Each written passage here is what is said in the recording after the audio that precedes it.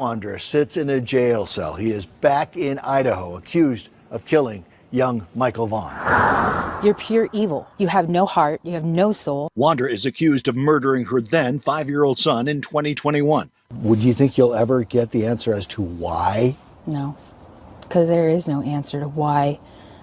Why would somebody hurt an innocent little boy? What answer could you give? What answer could you possibly give? How scared was he? Did he ask for me? Did he ask for Tyler?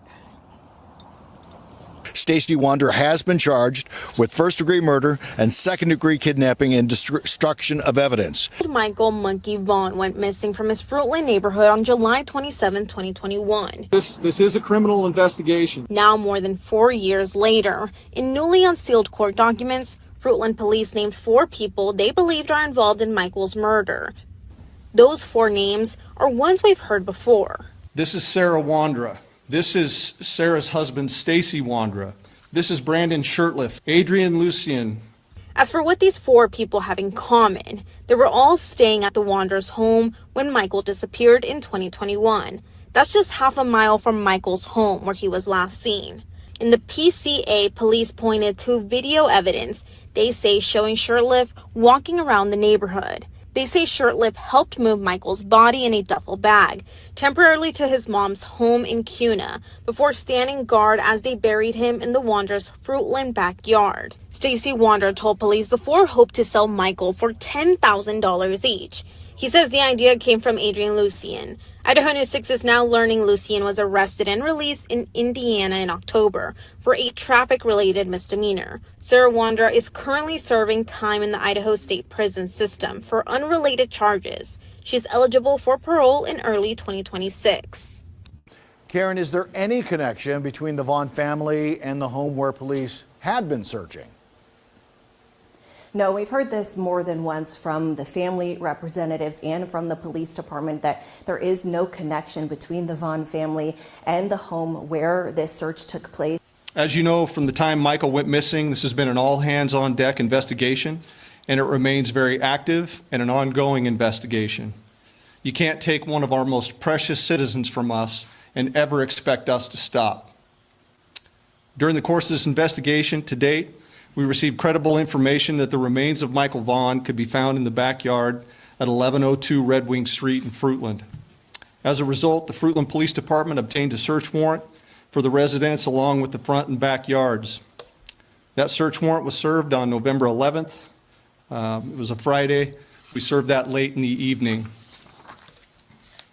Upon entry, officers encountered Sarah Wondra, one of the known occupants of the home, and Sarah was subsequently arrested based on probable cause that she had knowledge of Michael's death and failed to report that death to law enforcement. The following day, the Fruitland Police Department, joined by the Idaho State Police, the Idaho Mountain Search and Rescue, the Fruitland Fire Department, and the Fruitland Public Works Department, began a very methodical excavation of the backyard of the Wondras' home. During that excavation process, the Idaho Mountain Search and Rescue, Mountain States detection dogs deployed multiple certified human remains detection dogs on the property, all of them alerting to the presence of human remains. Ground penetrating radar was also used and deployed, detecting anomalies in the backyard. We completed the excavation of the entire backyard and removed over 250 yards of dirt. Prior to backfilling the yard, the dirt was meticulously sifted for any potential human remains. We did not find Michael's remains. Although the remains of Michael Vaughan were not recovered, we strongly believe, based on evidence, that Michael was abducted and is deceased, and that his remains were buried and later moved from the property. As of today, the whereabouts of his remains are unknown. However, the investigation is active, fluid, and ongoing. Once the excavation was complete, we conducted a thorough search of the Wondras' residence. The search was productive, and additional investigative evidence was recovered and is currently being processed. An hour's worth of body camera footage showing Stacey Wondra FaceTiming with detectives and directing to where Monkey's body was buried in his backyard. It's like right under that mound area.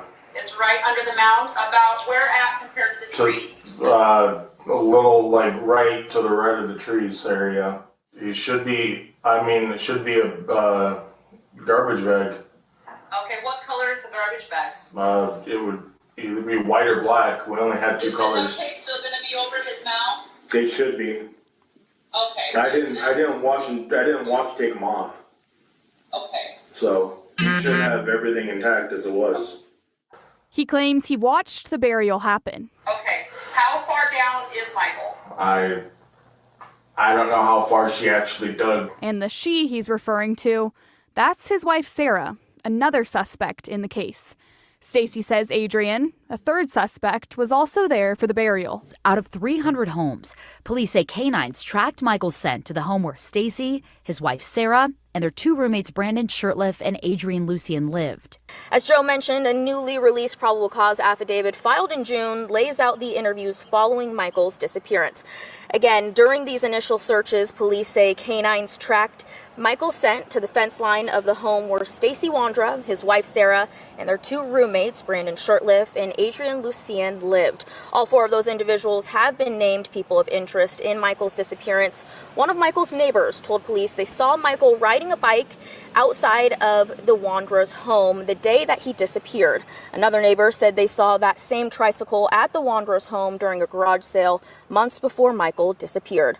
The Wondras initially denied any involvement, but then in November of 2022, Stacey asked to meet with investigators.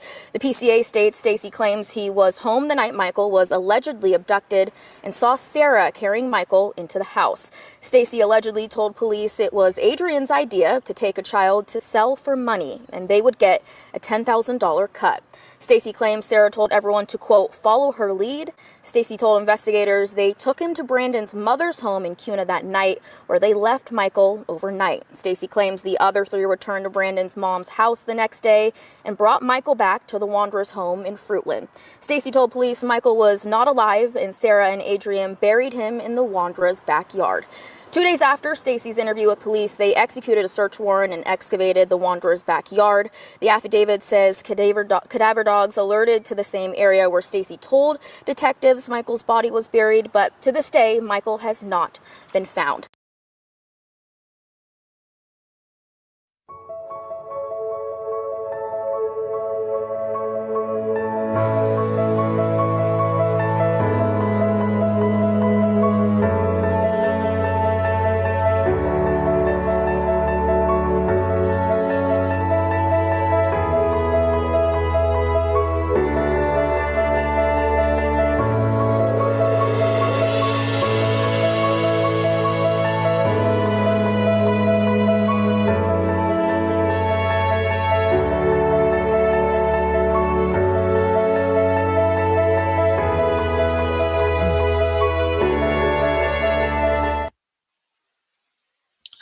Hello, everybody. Welcome into Missing PNW Crimes Revisited. My name is Samantha. Thank you guys all so much for coming tonight. It is February 20th, 2026, a Friday. Happy Friday, everybody. TGIF. How in the heck is everybody doing tonight?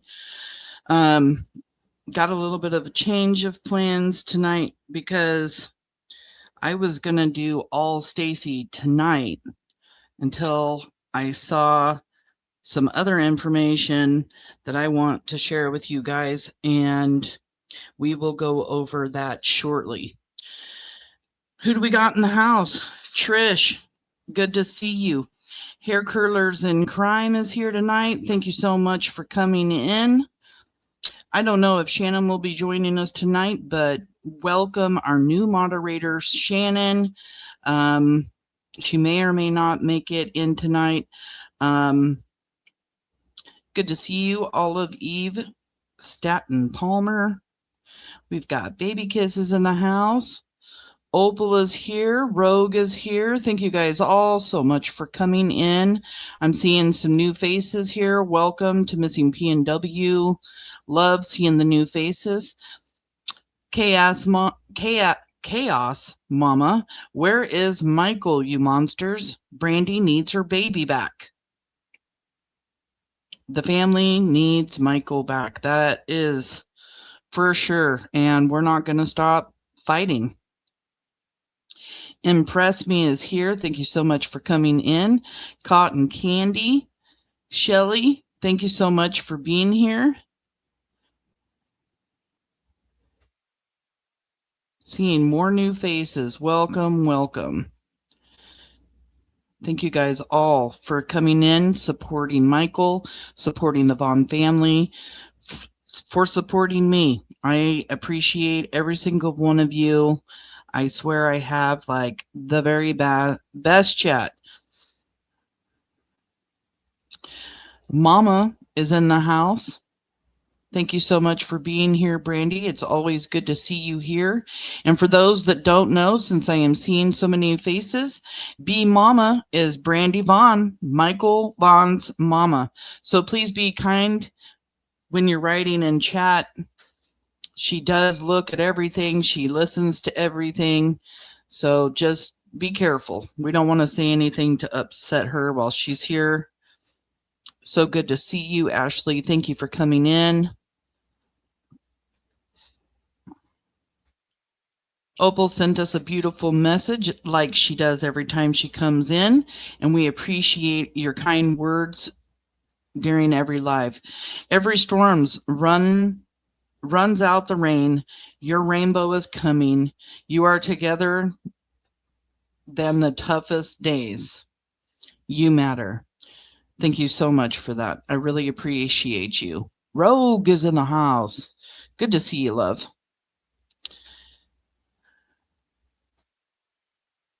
Under Your Scars is here. Hello, hello, hello. Thank you for coming in. We got Tricks in the house. Thank you for coming in.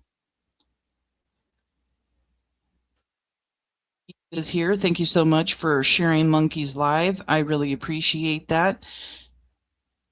Crystal Burns is here. Thank you so much. Okay. Truths to Light is here. Thank you for coming in. I appreciate you for being here.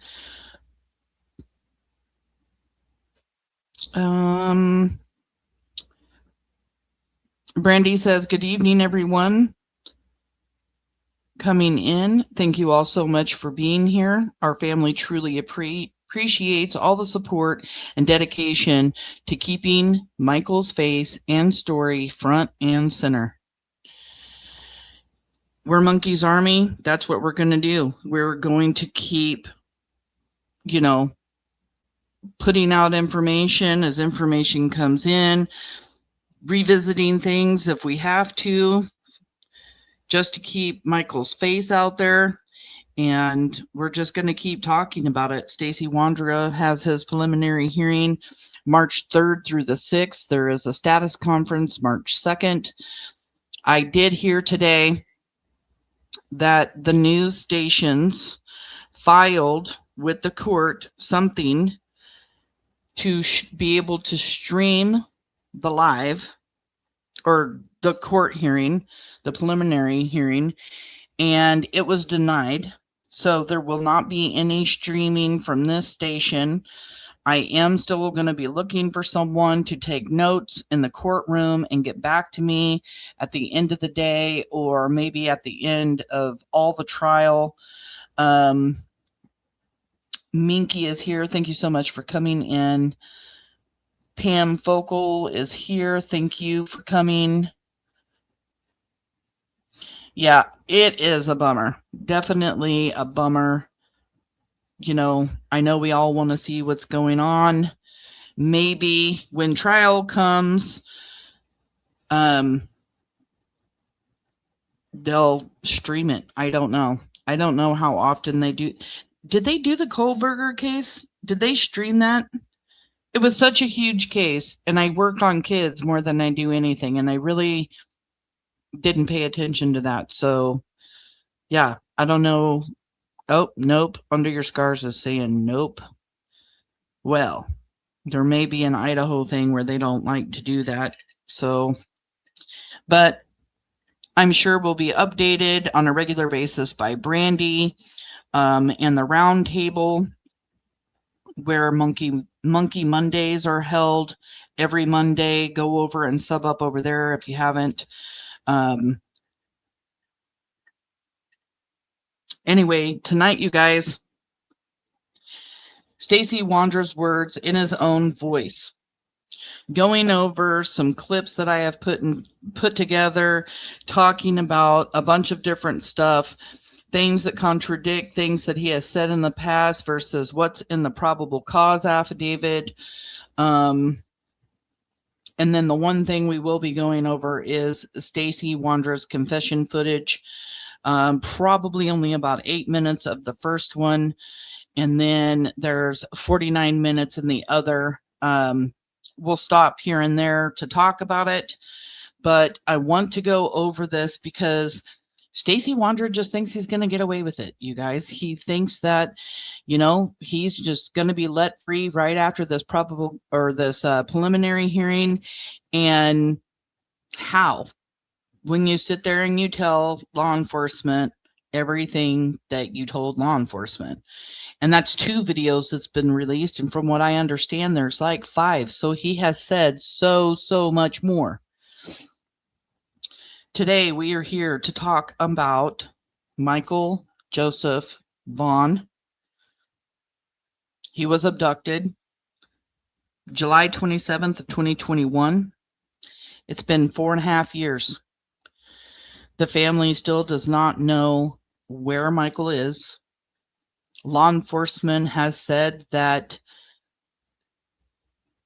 evidence shows that Michael was buried in the Wondra's backyard and then later moved to an unknown location.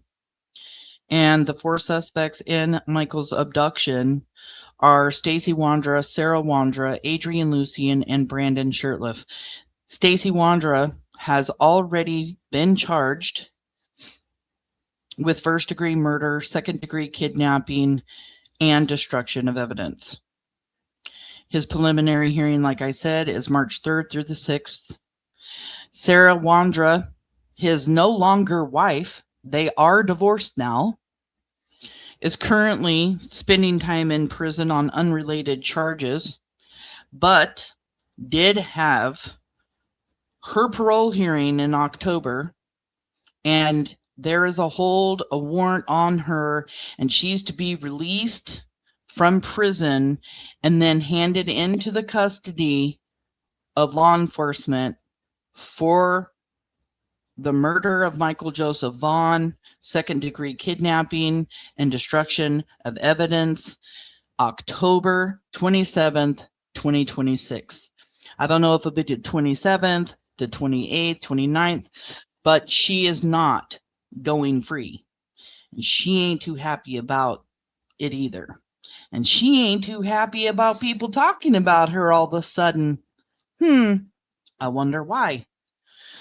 She knows shit is hitting the fan and it is freaking her out. It is freaking her out that her and Stacey are divorced. I think she had been convinced that they wouldn't be able to testify against each other if they were married. But because it's a kidnapping and murder of a 5-year-old child, they could have been actually forced. But she doesn't get it, doesn't understand it, and she's terrified of spending life in prison, of getting the death penalty in Idaho, which is a firing squad. She is absolutely terrified to be moved from where she is now into Payette County, and that's exactly where she'll have to go when she's charged in October. And tomorrow is Sarah Wondra's birthday. She'll be 39 years old. And Sarah, I hope somebody sends a message to you that we are all hoping that you have a shitty birthday. Because Michael doesn't get to celebrate any more birthdays. The Vaughan family doesn't get to celebrate any more birthdays with Michael. Brandy, Tyler, Bubby, Bugs, Blue, The entire family. They don't get to sit around a table and light candles. They don't get to make birthday cakes. They don't get to watch Michael grow up, go to school, graduate, get married, have babies. They don't get to see any of that.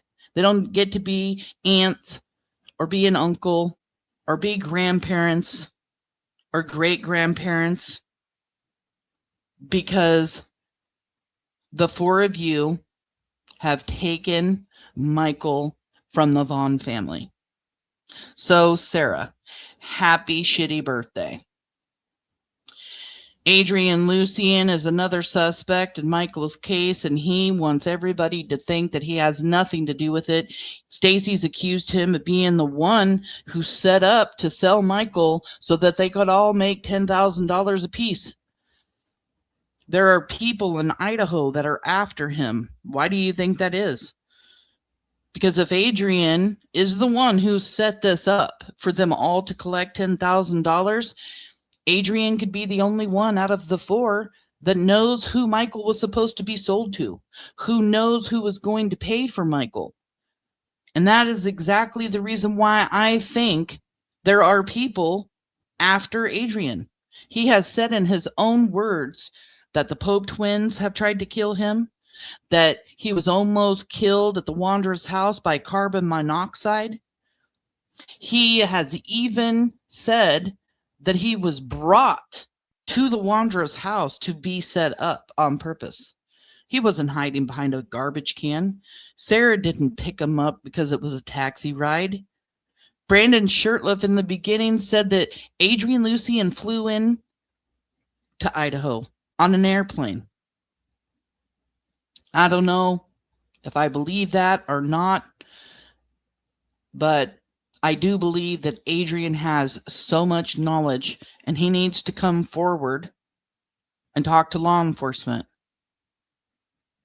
Brandon Shirtliff knows exactly where Michael Vaughan is now. He knows that unknown location. He knows where Michael Vaughan is buried. And he is not telling anybody. He is not giving the Vaughan family any peace. He's a coward. Still leaning on his mama for help.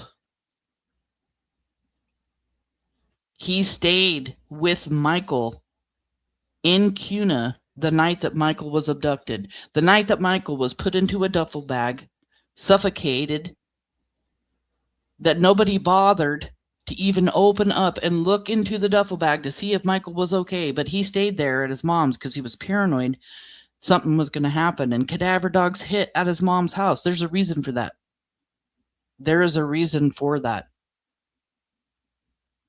Brandon's tried to be slick. He's tried to convince everybody that he has nothing to do with it.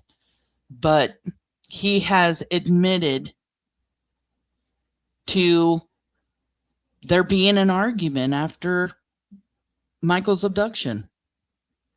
And because I asked him, I said, man, there must have been a pretty big argument after Michael's abduction. And he said, oh yeah. Well, why would they have been arguing after Michael's abduction? He slipped. They've all slipped. They're all going to be charged eventually. 2 down, 2 to go. Michael Vaughan deserves justice. Michael's family deserves justice. He was a 5-year-old boy, 5 years old, looking into the faces of these 4 monsters. Somebody out there knows. Somebody else out there knows what happened to Michael. These 4 suspects talk way too much. We have subpoenas that have gone out to inmates in jails where Stacey Wondra has been. He's talking. He has told his mom. He has told the police. That's why Stacey Wondra is in prison right now. That's why he's being charged for murder and kidnapping. So somebody out there knows something, has heard something, maybe even a rumor, and they need to come forward and talk to law enforcement. They need to come forward and give a tip. The tip line phone number for Fruitland Police is 208-642-6006, or you can email findmichael@fruitland.org. No tip is too big or too small. Law enforcement determines if a tip is credible or not to chase it down and look into it. And if you're holding it in and it's bothering you, you need to call that tip line at 208-642-6006 or email findmichael@fruitland.org. Don't sit there and feel guilty all the time. Don't sit there later on thinking, man, I should have said something. Because you should. You should say something. You should be Michael's hero. You should be the Vaughn's family hero. You should never keep anything like that. Yeah, you should just never keep anything like that. You need to talk. This family deserves to bring Michael home, put him to rest, and get what little tiny piece they can out of it. They're never truly going to have any peace. Michael's gone. They live with it every single day. And now they're going to court. Now they've got to look into Stacey Wondra's face and face him in court. Not just for one, but for 5 days. 5 days. And then there's trial. And how long is that going to last? And then there's Sarah's trial and Adrian's trial and Brandon's trial. And it goes on and on and on.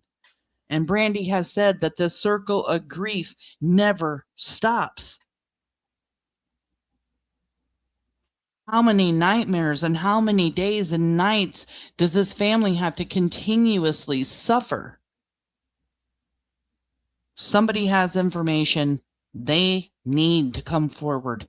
Again, the Fruitland tip line phone number is 208-642-6006 or email findmichael@fruitland.org. I appreciate everybody for coming in and listening. I appreciate those that are going to pick up the phone and call in that tip, because if you see something, or if you know something, you say something. If it was your child, wouldn't you want somebody to make that phone call? If it was your brother or your sister or your grandma, if it was a relative of yours that is gone and you know some people know things, wouldn't you want them to call? It's the one thing that we can do. And the other thing we can do for Michael is share his beautiful face. Share him all over the internet, whether you're taking a flyer, whether you're sharing lives, whether you're talking about Stacey Wondra being charged. You can make a difference. Sharing Michael keeps the awareness out there. And some of these people that out there that know things that do need to call in a tip, they need to see that people are still paying attention. So share Michael's beautiful face, his beautiful smile, just like his mama says all the time. And just don't stop doing it until they're all forward charged. And then I swear we'll have a party right here at Missing PNW. Maybe I'll even show my face. I said maybe, you guys. Don't hold me to that shit. Anyway, it's so good to see you guys. I hate the fact that we're going to be listening to Stacey's voice for a while. I just can't with the coughing and gagging and the chew and the this and then that. Ugh, yuck, yuck, yuck. Missing persons around the world came in. Hello, Sarah. It's good to see you. So,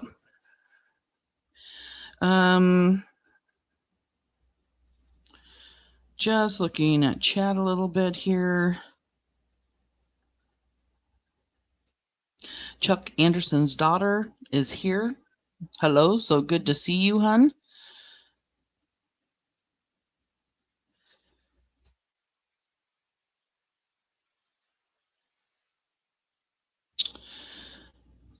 Mama says, explain Michael's scent being in 2 places he's never been. Wow. Put that into perspective.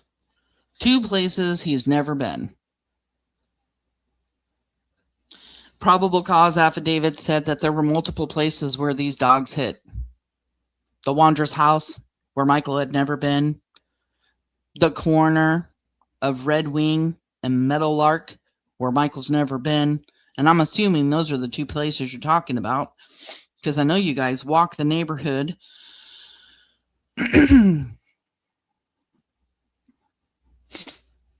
This isn't something that anybody would ever want to go through. So please continue to pray for the Vaughan family as they're going through this very difficult time.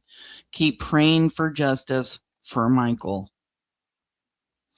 Thank you, missing persons around the world, for throwing up a trigger warning, because when we do go over Stacey Wondra's confession in his own words, in his own voice, it's not good.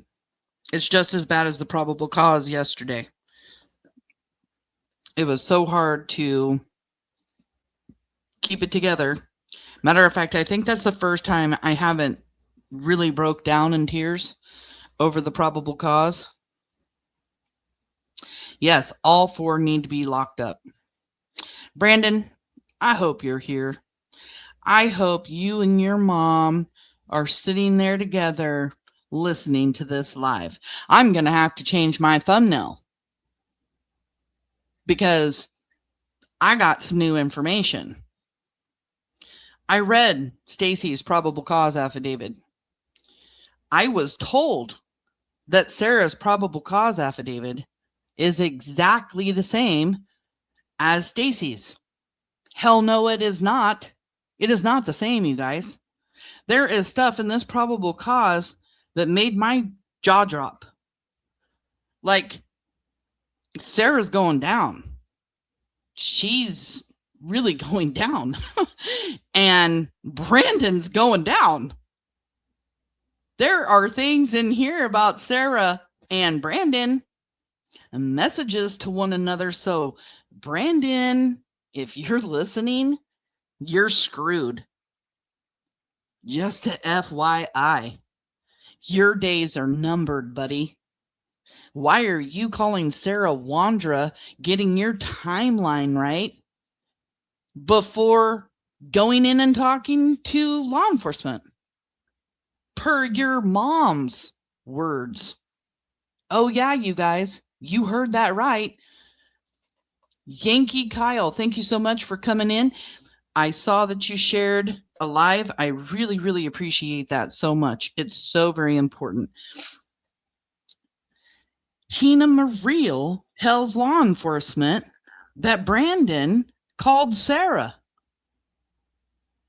before going in to talk to law enforcement. You mean to tell me Tina actually did something right? Is that what I'm hearing right now? That's what's in this probable cause affidavit? Yeah. So the change of plans are, I'm about to go over what's in this probable cause affidavit that's not in Stacey Wondra's probable cause affidavit. Because Sarah's is directed to Sarah to get Sarah in trouble.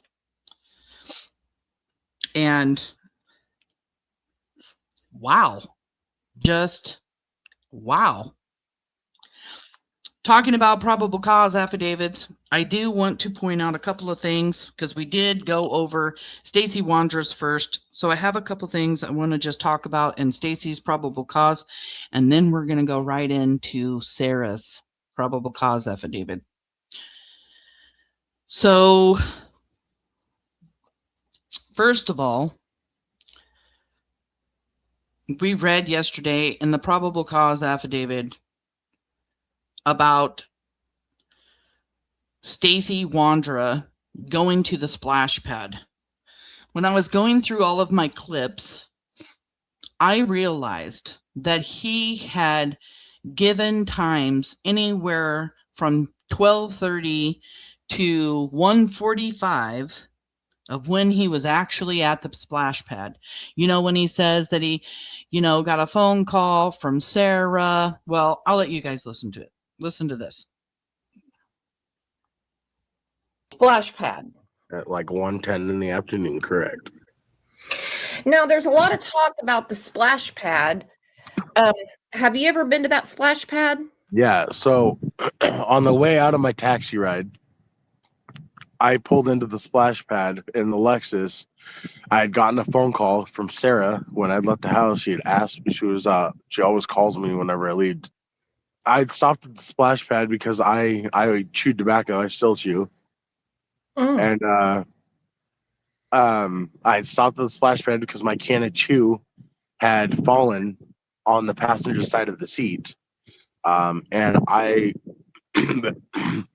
couldn't pull off to the side of the road because there was no room to really park. It was right before the stop sign, and you aren't supposed to park by the stop sign or anywhere near it because you're not supposed to by law. So I pulled off to the splash pad for 2 seconds, and I tried reaching over the seat to grab it, but it was on the far side of the floorboard. I don't know if you know what I mean, but it was literally on the far side of the floorboard.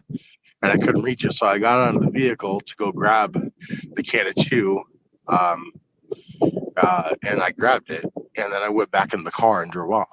That was literally all that had happened that night, or that time I parked at the splash pad. I didn't even get out to talk to anybody or anything. I literally got out to grab my can of chew that had fallen on the far side of the floorboard. Okay, so was that on the day that Michael was abducted?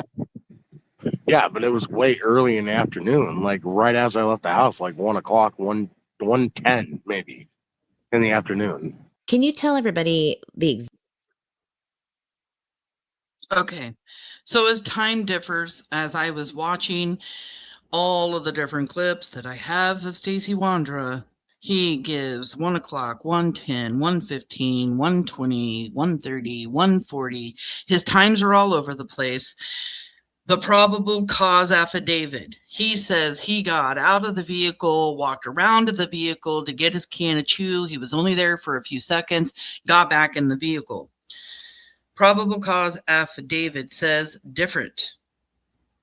Stacey Wondra is captured on surveillance footage driving a white Lexus and pulling into the parking area of the splash pad in the neighborhood of Southwest 8th Street at 3:23 p.m. on July 27, 2021.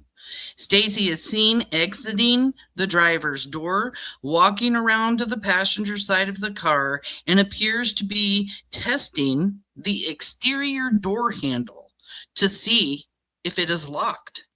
Stacey then walked back around the driver's side of the vehicle where he got into the driver's seat and exited the area onto Southwest 8th Street at 3:24, 1 minute after arriving.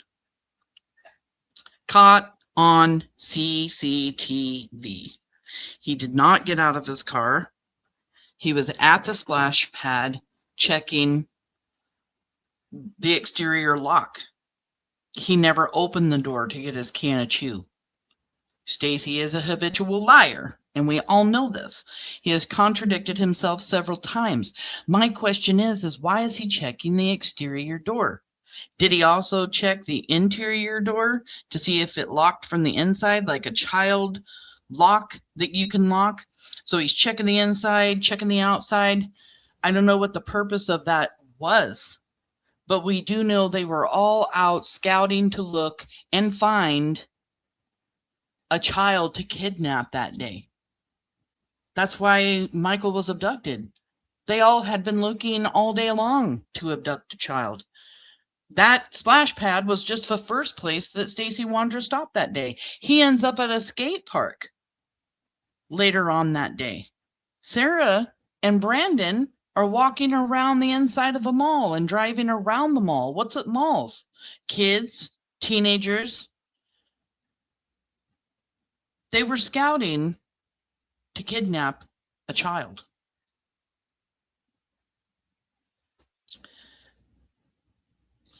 Something else that I found.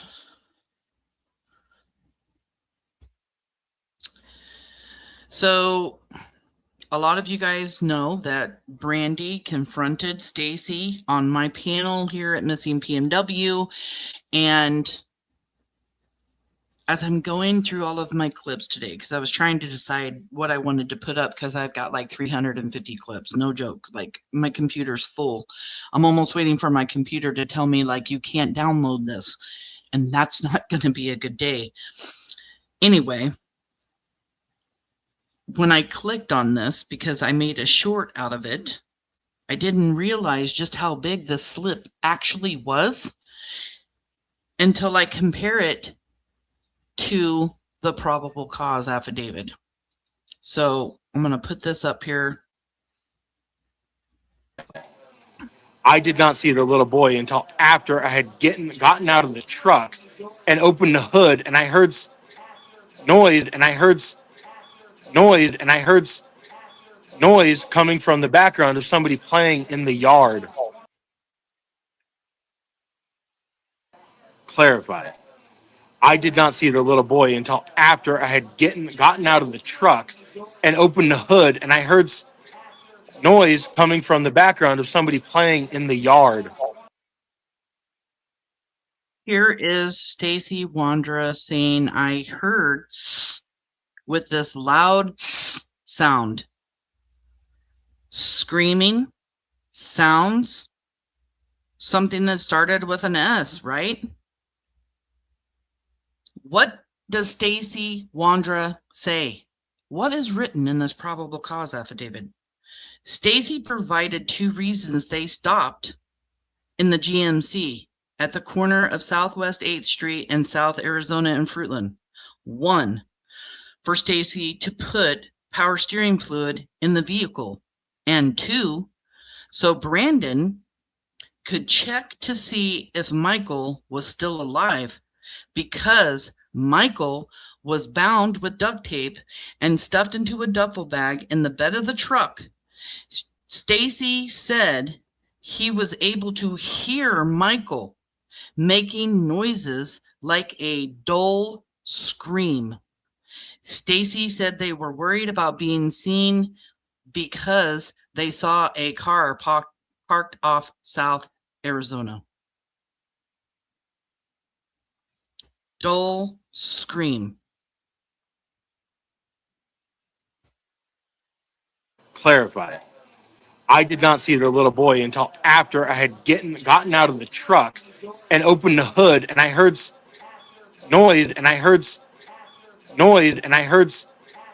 noise coming from the background of somebody playing in the yard. I know he's saying that he heard background from something in the yard. There's some kind of truth here, you guys. I don't know. It gave me the creeps when I heard that again, because I just got done reading the probable cause affidavit. And right then I'm like, wait a minute. This is a bigger slip than I ever even thought that it was. And then he says he told Brandon to get out of the car and check on Michael when they pulled over to the side of the road. And up until I got Brandon Sherliff up here on my panel, we'd never heard anything of Brandon getting out of the car. But this is Brandon's words himself. Who got out of the vehicle, if anybody got out of the vehicle, to put in the power steering fluid? I'm pretty sure I went out and helped him with it. Do you guys hear his voice? I'm pretty sure I helped him with it. That was not even a very willing admission of getting out of the vehicle. And he acts that way because the day before, when I was on the phone with him, asking him questions about it, he slipped, said something to me, and then he didn't want me to talk about it again. It was literally something he did not want me to ask him while I had him up here on this live. But knowing law enforcement can use what's on these lives, I I had to nail his ass to the wall. I had to. Okay. All right. So I don't exactly know who all came out and checked, but there's just a lot of things to go over. But I'm pretty sure I helped him pop it off and pour it in there that day. So if you I and remember Stacey right. did the Yeah. fluids? Okay. Yeah. He did not like that at all, and then immediately goes into just, yeah. He sounded like a Disney character is what Anne's saying. Thank you so much for coming in. OG Nanny in the house. Thank you so much, hon, for being here. And we have Annie. Thank you for coming in. I did see somebody else that came in. Lynn is here. Hello, hon. Good to see you. Darlene. People are coming in. Thank you guys for being here. So yeah, those are things that were in this probable cause affidavit that I wanted to share with you guys. Since we just went over that yesterday and it was fresh in our brains, I thought, I wanted to do some comparison with some things that Stacey had said and what is being said in the probable cause. Okay. So now that we are done going over that probable cause, I want to go over what is in Sarah's. I'm not going through the details here. I'm not reading it again about Michael. But I can tell you, in this probable cause affidavit, it is different. It is different. The first and the second page are the same. So I'm going to just skip right past the first page, the second page, and we'll pause right here on the third. On the third page, down towards the bottom, it's the last 3 paragraphs. It starts out by saying, following Michael's disappearance, Sarah had a distinct change in behavior. Written communication between Sarah and Stacey on August 8th, 2021. So this is 7 days after law enforcement came to their house when Adrian Lucien was hiding in the closet, okay? So 7 days after that, there's written communication between Sarah and Stacey. It was discovered from the iCloud data. Sarah told Stacey on that date that she wanted to move and get out of this neighborhood and this house. Sarah also said to Stacey, I like it better when you agree to be no one else here ever, but then you didn't want to listen to me about our sanctuary, so now we need to find another one. I need a new castle. Whatever that's supposed to mean, you guys. I don't even know what to think about that. Written communication from Sarah's phone on August 12th indicates a falling out between Stacey and Brandon being kicked out of the Wondras' residence. Sarah changed her phone number. So now, okay. Following Michael's disappearance, Sarah began to stand along the highway near Love's gas station in Ontario, Oregon, with signs stating to repent her sins and that the end of time was near. That is in the other probable cause. Yeah, a falling out with Brandon. And then moving along to this page, the whole top paragraph, and then a huge section down towards the bottom is different than what's in Stacey's. Sarah's social media post on TikTok and Facebook also changed drastically to religion and asking for forgiveness of her sins. Pre-abduction, Sarah posted infrequently and only showed a few posts over a year's time. From January to July of 2021, Sarah posted approximately 3 posts. 2 posts were to ask for donations to help cats, and one that started a new job July 11th, 2021. After Michael's abduction, Sarah's posts were very religious and spoke about repentance and forgiveness. Sarah's Facebook posts also multiplied in number post-abduction. August 2021, Sarah made approximately 20 posts. September 2021, approximately 30 posts. October of 2021, Sarah made approximately 220 posts.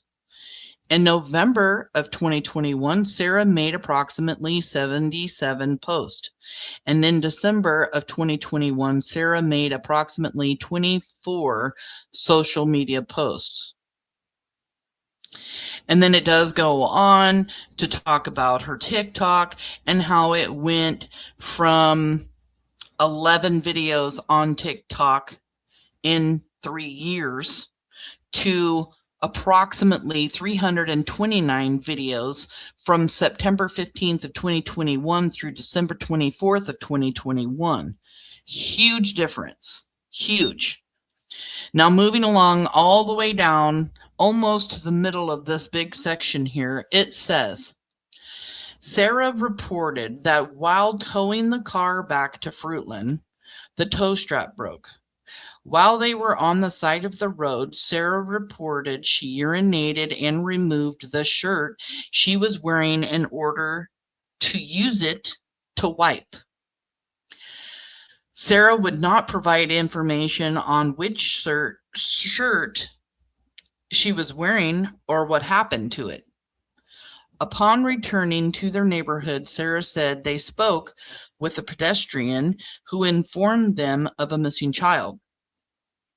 Sarah did not mention wearing a shirt when they spoke with the pedestrian, but previously spoke of trying to cover herself as she was standing along the roadway. So at one point, she's saying she took her shirt off. She was standing on the side of the road trying to cover herself up. But then they stop on the side of the road to talk to a pedestrian about, and got told that there was a missing child. This pokes hole in this whole, they pulled over to the side of the road and found out about a missing child, right? To me, she ain't got no shirt on, is what they're trying to point out here. Sarah said, hold on, let me make sure. Sarah said that after returning home, she and Brandon took her blue Toyota and drove around to help search for a child. Again, not mentioning reclothing. So she's not telling them, you know, we got back to the house and then I got a shirt on, whatever. In later interviews, Sarah stated she and Brandon went to the gas station for a soda and candy prior to helping with the search. Sarah said that on that night, she drove down Southwest 9th Street for the first time. 9th Street is where the Vaughan family lives. She's saying she drove down 9th Street for the first time and drove past Michael's home, where she saw Michael's mother crying outside. Sarah said she and Brandon went home due to the number of people already out searching. This crazy ass bitch is driving by Michael's house to see what the hell's going on. Seeing Brandy standing out there crying. What the hell? Saying it's the first time she had been down that street. Stacey says the same thing. Here's the thing. They owned a taxi company. Do you guys really believe that none of them had ever driven down 9th Street? Come on. Ever? But to drive down the road just to see what's going on. They knew Michael had been abducted. They already knew what had happened to him earlier that night. They knew that Michael was sitting in a duffel bag in Cuna at the time that they are driving by the Vaughn's house to just look, to see the chaos, to see people crying, to see people upset, hurt, screaming, Lord knows what. Like, are they getting off on that shit? Brandon, what the hell?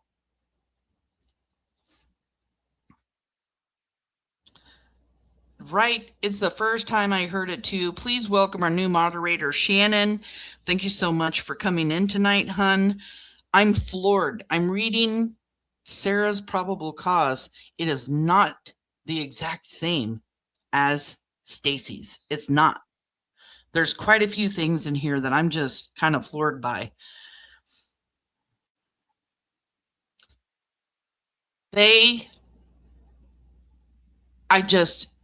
I can't.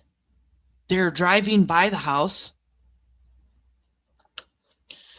To me, that's just, I mean, we always hear that suspects insert themselves, right? Well, that's definitely inserting themselves. They needed to go by and check. How in the hell did they think everybody was going to be reacting outside the house? I mean, it was probably chaotic. Law enforcement going in and out, checking everything, checking the neighborhood, checking neighbors. That's the kind of shit you already know is going on. Why do you want to drive by and look at it all?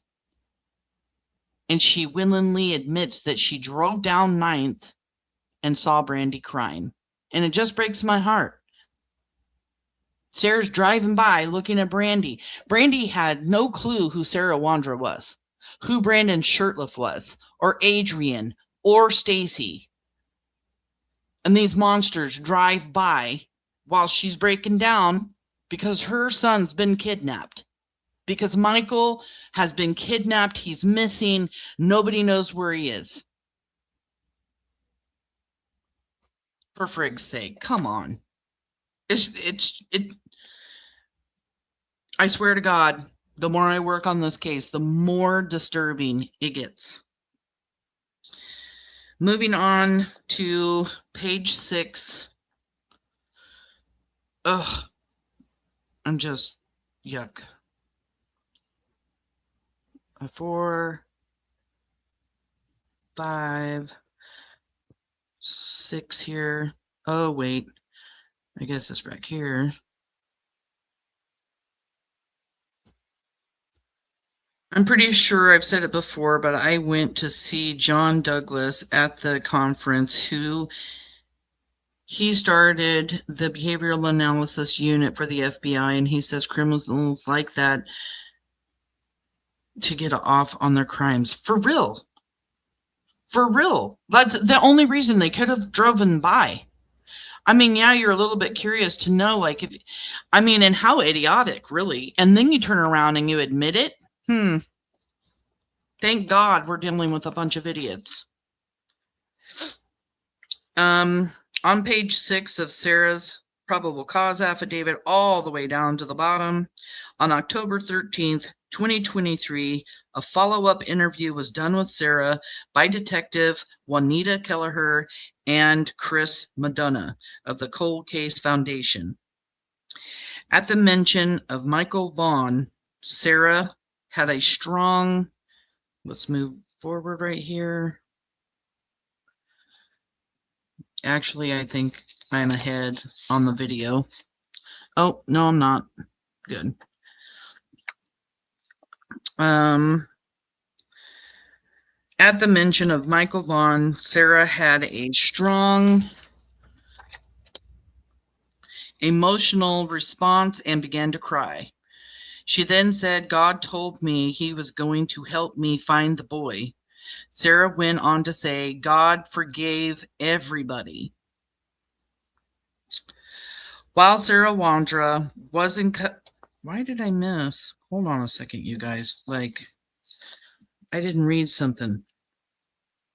Because that's at the end. Hold on.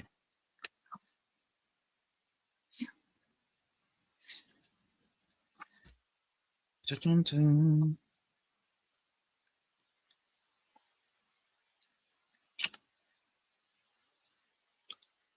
Oh my God, my fingers.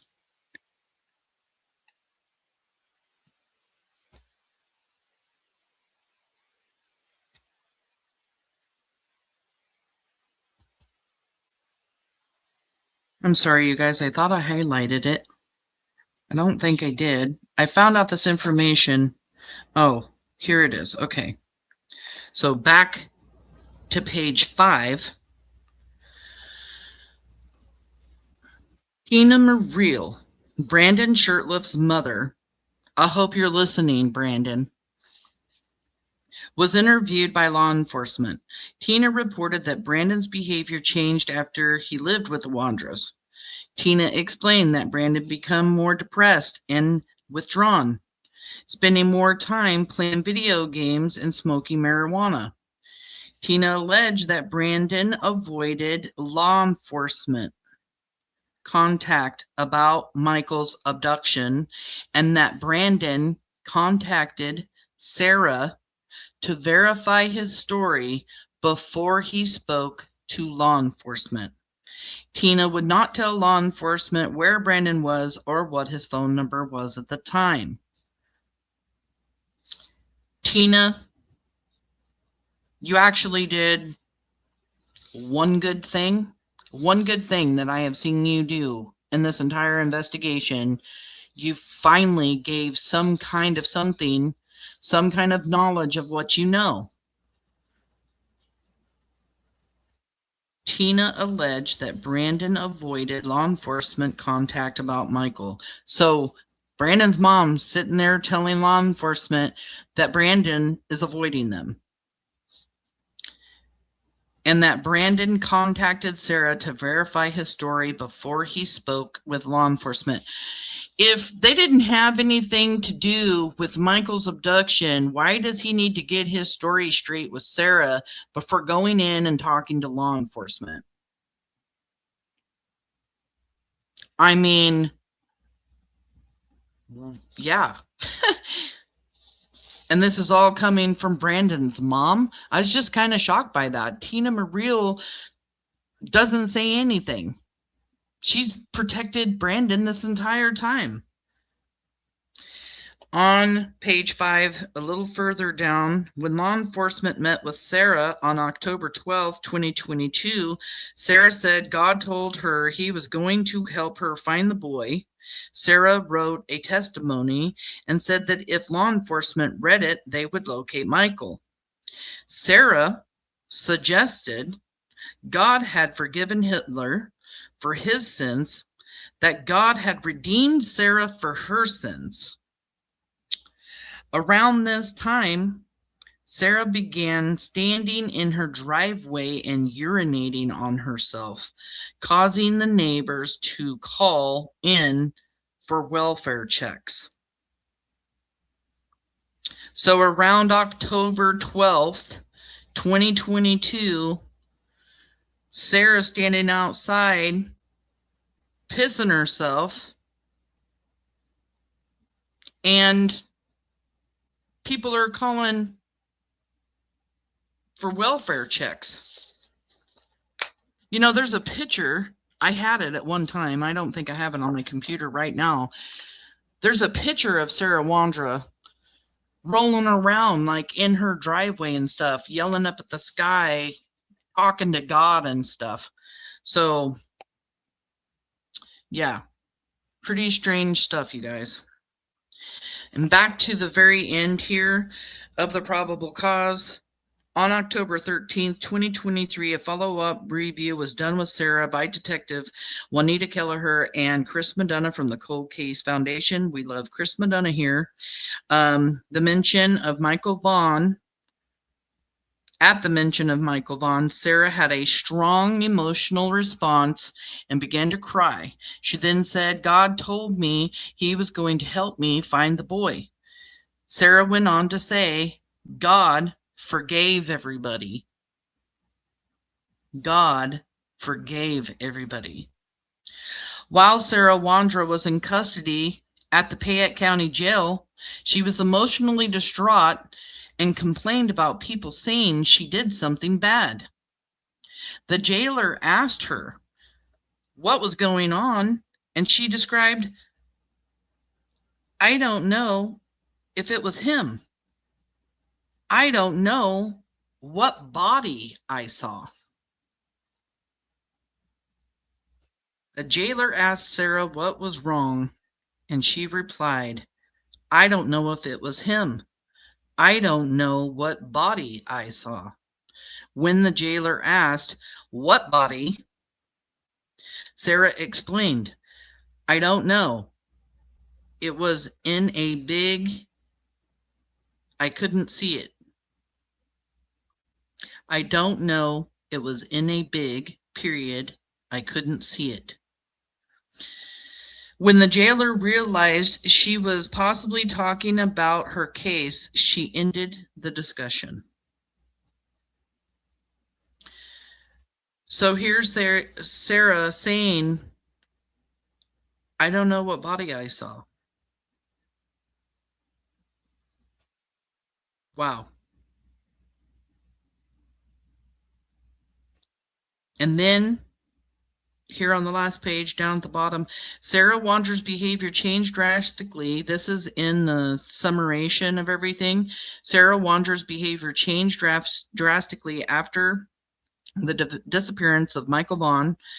Sarah's husband, Stacey Wondra, made a confession with regards to his and Sarah's participation in the abduction of Michael Vaughan. Sarah made statements that Stacey and Adrian hurt and buried Michael, that she saw a body in a bag, and changed her version about what happened multiple times. You guys hear that? Sarah made statements that Stacey and Adrian hurt and buried Michael, that she saw a body in a bag, and changed her version about what happened multiple times. Sarah made comments that she believed her husband may have been involved in Michael's abduction when speaking with one of her foster mothers. Now she's telling people that her husband was involved in Michael's abduction. Sarah also told Stacey she wouldn't turn on him regarding Michael Vaughan. And we went over that in Stacey's probable cause affidavit because there's a recording. You're not going to disprove it. You can't challenge it. It's a recording of her and Stacey talking, telling one another that they're not going to turn on one another. And Sarah said it was regarding Michael Vaughan when she was asked about it. And she's telling her foster mothers that Stacey may have been involved in Michael's abduction. She's making statements that she saw a body in a bag and then changed her story multiple times. She's even making statements in front of a jailer in Payette County. And then we have Tina Muriel saying that Brandon is calling Sarah to get their story straight before he goes and talks to law enforcement. This was all stuff I had never heard before. I got told in the very beginning when these probable cause affidavits got put out that everything was exactly the same. It was all written out the same. Yeah. And it is the first couple of pages. But once you read through it, which this happened, like I said, right before the live. And as I'm reading it, I notice, wait, no, that's not in the probable cause. So I'll be going over it again If I find anything else new in it, of course, I will give you guys a little bit of an update on that. But Sarah Wandra's probable cause is not exactly like Stacey's. It is not. Matter of fact, a lot of the stuff, like Tina's statement, the phone calls, talking to the jailer, those things, I mean, the jailer's going to be a damn good witness when they get called up on the stand to testify what Sarah said, or Sarah telling law enforcement things. Huge, huge.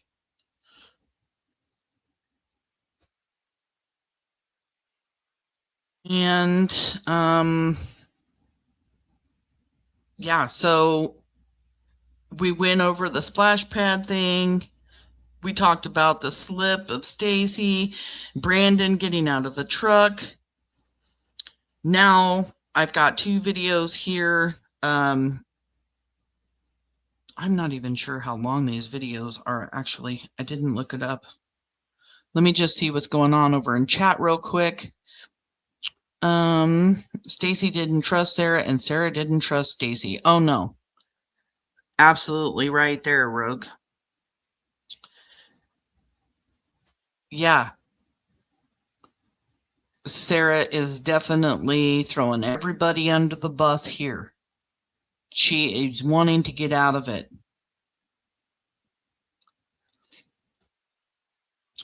Repentance is required, Sarah, to be forgiven. Hitler is going to become your neighbor in hell if you don't say what you did. Exactly.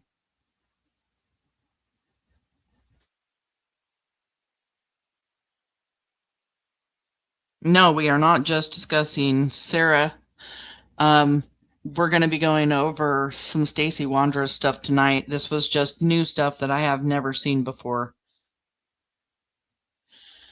Yeah, because she knows it can and will be used against her. Yep, that's why she's changing stories.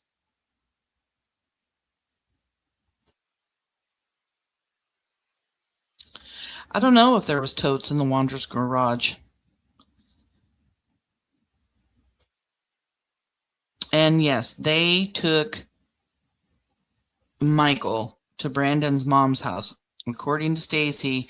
And then, I mean, and you kind of got proof there when the cadaver dogs hit it at Stacey Wondra's mom's house.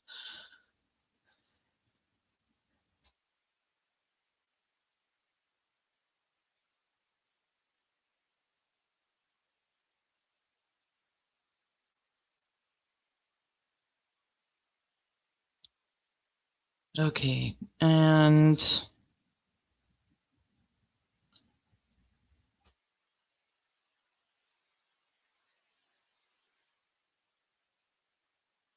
just looking through real quick. Sorry, you guys. But yeah, there's just, I was just floored learning some of this information. I actually even started shaking and telling my husband, like, wow. Because she's willingly saying she saw a body in a bag. And, you know, Sarah's so I didn't do it. I definitely didn't think she had opened up her mouth and said anything in those regards anyway. Because she's always saying, Stacey's a liar, Stacey's a liar. I didn't do this.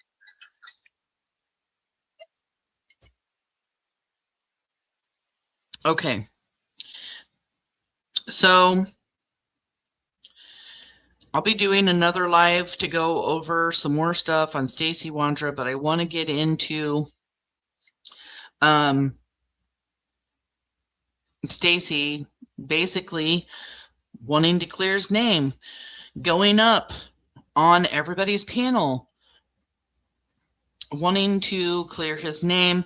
And this was actually something that he did. He went and talked to a news reporter. I want to share this with you guys.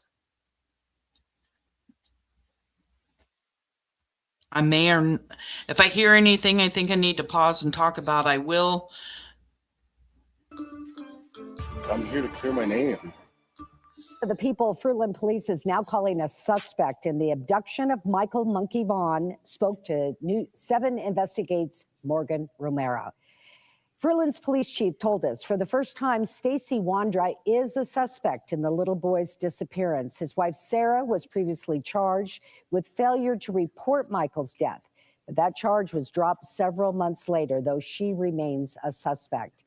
Now, along with the Wondras, police labeled 2 men who lived with them, Adrian Lucien and Brandon Shirtliff, suspects who absolutely know what happened to Michael. Absolutely know what happened to Michael. Did you hear that, Brandon? Did you hear this, Adrian? You both absolutely know what happened to Michael.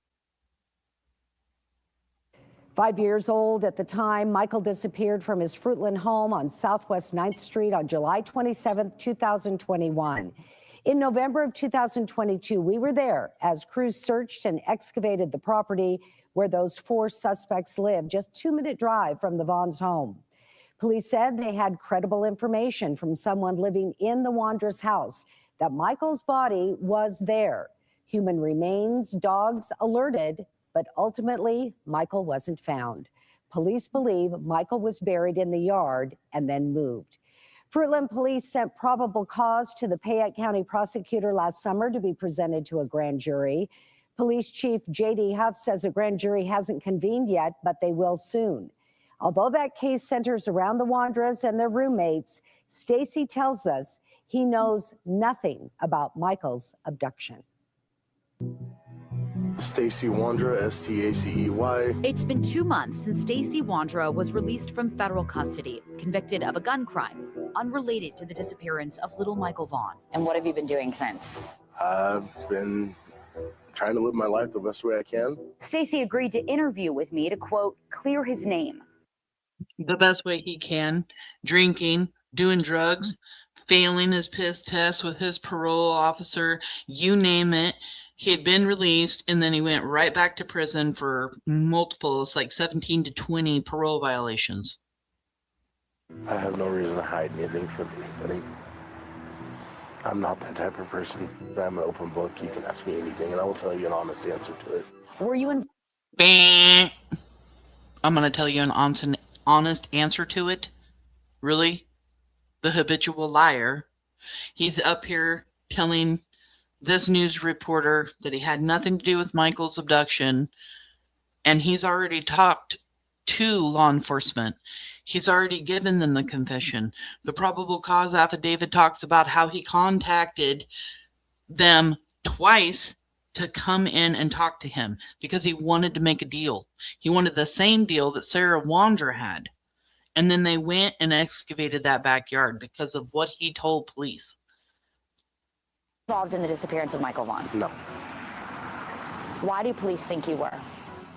I have no idea. Stacey thinks law enforcement's case may hinge on Adrian Lucien, one of the men living with Stacey and his wife at the time Michael disappeared. One of the men police are calling a suspect. Any clues or evidence that could point to that from your knowledge? No. Okay. I would never have thought Sarah or Brendan or Adrian would. Maybe Adrian, but I wouldn't have thought Sarah or Brendan would have ever done something like this. I was not even home at the night of the disappearance. I know that. Yes, he was. He was home that night because it says in the probable cause affidavit something you cannot discredit, challenge. It is fact because their cell phone data says that he was there that night. And they also know that Sarah, Stacey, and Brandon all went to CUNA and came back. Cell phone records are not going to lie. So he's trying to even say he wasn't even there that night. Nighttime, Sarah, Brandon, and I had left to CUNA to go recover his vehicle. Elaborate on that day a little bit more. You said you were working? Yeah, so I did a taxi ride from Ontario to Boise. I know that I was gone a good portion of the day from like 1 p.m. in the afternoon to like about 4. Spent some time with a former coworker. Saying that he was gone until 4. The probable cause affidavit does not talk about seeing Stacey's vehicle leave any other time during the day. It only talks about Stacey Wondra leaving the neighborhood at 3:23. So if he's leaving the neighborhood at 3:23, he isn't coming back at 4, like he's telling this news reporter, because he took off and was running around over at another skate park for a long time, a couple of hours or more, before he comes back. Worker or boss that I used to work for, I think I spent maybe an hour and a half, and then had come back home, and the neighborhood was completely solitude. It was quiet. Stacey claims he, Brandon, and Sarah left their house and headed to Cuna to tow Brandon's car around 5:30 to 6 p.m. on. And they didn't leave between 5:30 and 6 p.m. because the probable cause affidavit sees them leaving the neighborhood at 7:08 p.m. July 27th, 2021. Brandon blew a spark plug and couldn't drive it, he says. Fruitland police believe Monkey went missing between 6:40 and 7 p.m. that night. When we got back, I think about between 9 and 10 o'clock at night, we noticed there was an excessive amount of people out in the community walking around the neighborhood. We had stopped and asked what was going on, and they said that a boy had been abducted or been taken, and it was news to me, and it was news to Sarah, what it seemed like, and Brandon. We got home, Brandon and Sarah decided they were going to go look for the boy, and I was in the process of getting... was going to go look for the boy. He doesn't even say Michael's name, even though he knows Michael's name when he's doing this interview. The vehicle detached from the truck because it was taking up the whole length of the street pretty much. Stacey later clarified to me he wasn't initially told Michael was abducted, just that he was missing. And where was Adrian that day? Adrian and Brandon and Sarah all took a trip to Boise in the morning before I did my taxi ride. It was Adrian wanted... They didn't go to Boise. They went to Nampa. ...to go see his kid. He claims Adrian stayed in either Boise or Nampa all night. Is that what they told you, or do you know that to be true for a fact? I mean, that's just what I'm going based off of. I mean, I was told the same thing that's, all over. I wasn't with them. Human cadaver dogs are highly... And Adrian was there at the house that night, so that's another lie. ...reliable. Why did police tell you that human cadaver dogs pinged on your property at that home? They didn't really give an explanation. They just said that the dogs had hit around the property. But, I mean, there was nothing... I don't even know how that's even feasible because like I said, I've never even heard of this kid. I've never seen this kid. Never knew anything about him. Police said... But I told them how Michael was buried in the backyard. I told them what I saw. That they believe Michael's body was buried there and then moved. Can you think of any time that his body would have been buried there and then moved? Does anything stand out to you? Not at all. They were saying that he was buried by the shed. Makes absolutely no sense. There's been no dig marks.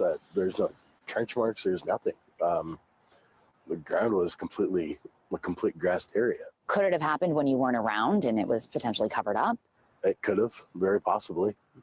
I just know that I wasn't around for any of it. I have no idea. I would like to know what happened to him. They did say that they recovered several pieces of evidence at your home and on your property. Do you know what those pieces of evidence were? Well, it's news to me. The day after our interview, He was playing with something. Stacey gave a... Wait, what did she say? They said that they had recovered... Hold on. To me. The day after our interview, He was playing with something. Do you know what those pieces of evidence were? Well, what happened? Whoa. Bill, hold on. Trench marks, there's nothing. The ground was a complete grassed area. Could it have happened when you weren't around and it was potentially covered up? It could have, very possibly. I just know that I wasn't around for any of it. I have no idea. I would like to know what happened to him. They did say that they recovered several pieces of evidence. They did say that they recovered several pieces of evidence. So here you have Law enforcement telling the news reporter that they did recover evidence at your home and on your property. Do you know what those pieces of evidence were? in your home and on your property.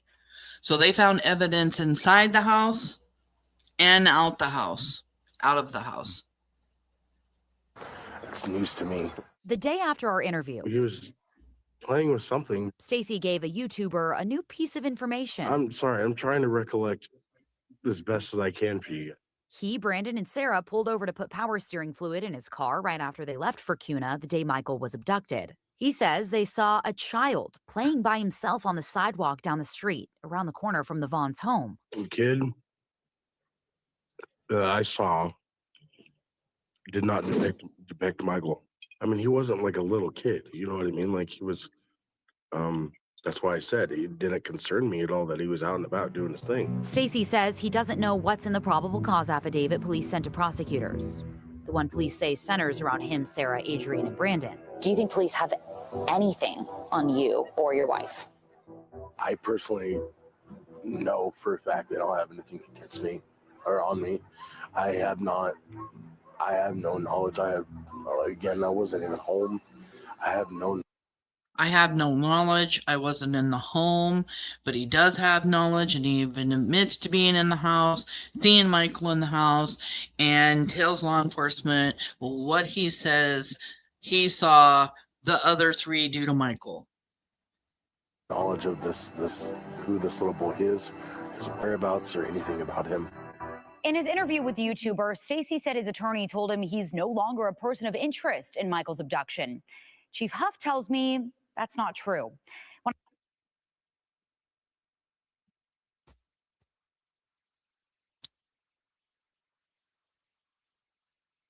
Oh my, why am I not surprised by that? Sorry, everyone. I'm in and out. No worries, Mama. We know you busy. You got kids to take care of. And we all know Buggy is rambunctious. I live in Boise. The news never reported him as being abducted. They were doing extensive searches for him wandering off.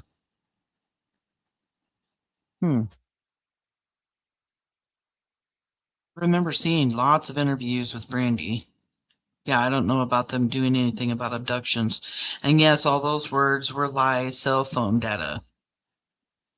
Yep.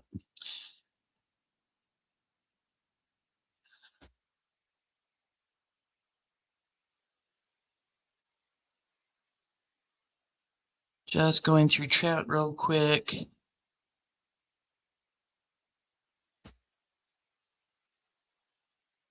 Brandy's saying here, yes, they did do a search in the cemetery. Apparently, Brandon's grandma isn't very kind. Yeah, Brandon's grandmother owns a cemetery, and they were able to go up there and search that area because the cemetery was passed down to Tina Mariel. As far as I know, they didn't find anything.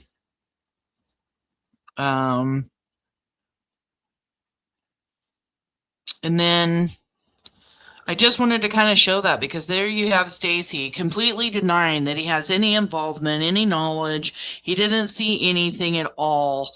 And then, of course, you know, he goes around on YouTube saying the same thing to all of us creators. I have several other clips and stuff. I'm going to be going over some more things next week. But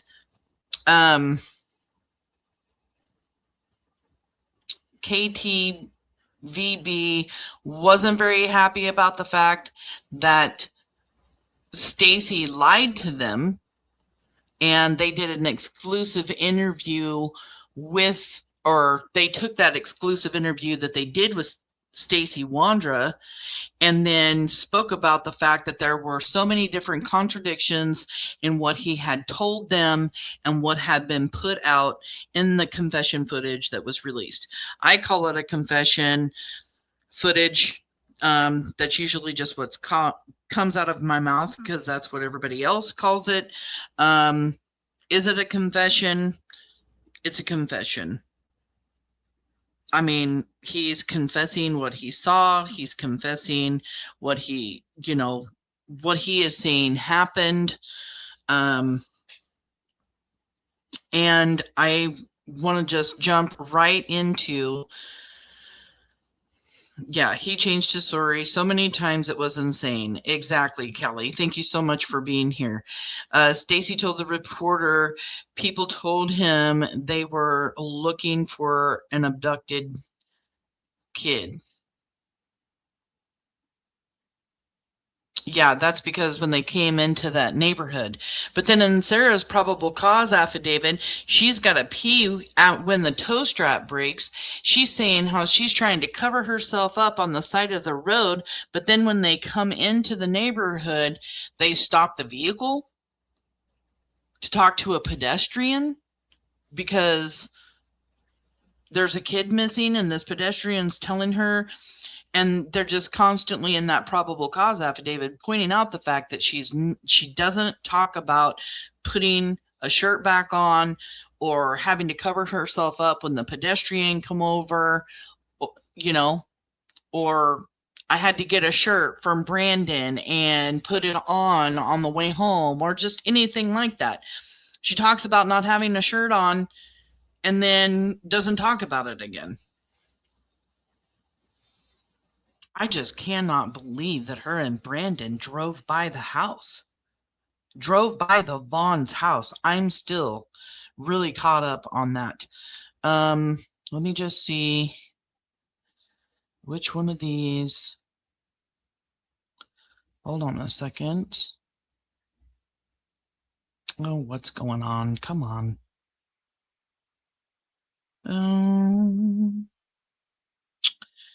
Okay, this is the one that I want. Let's go over here. I might have to pull these up again.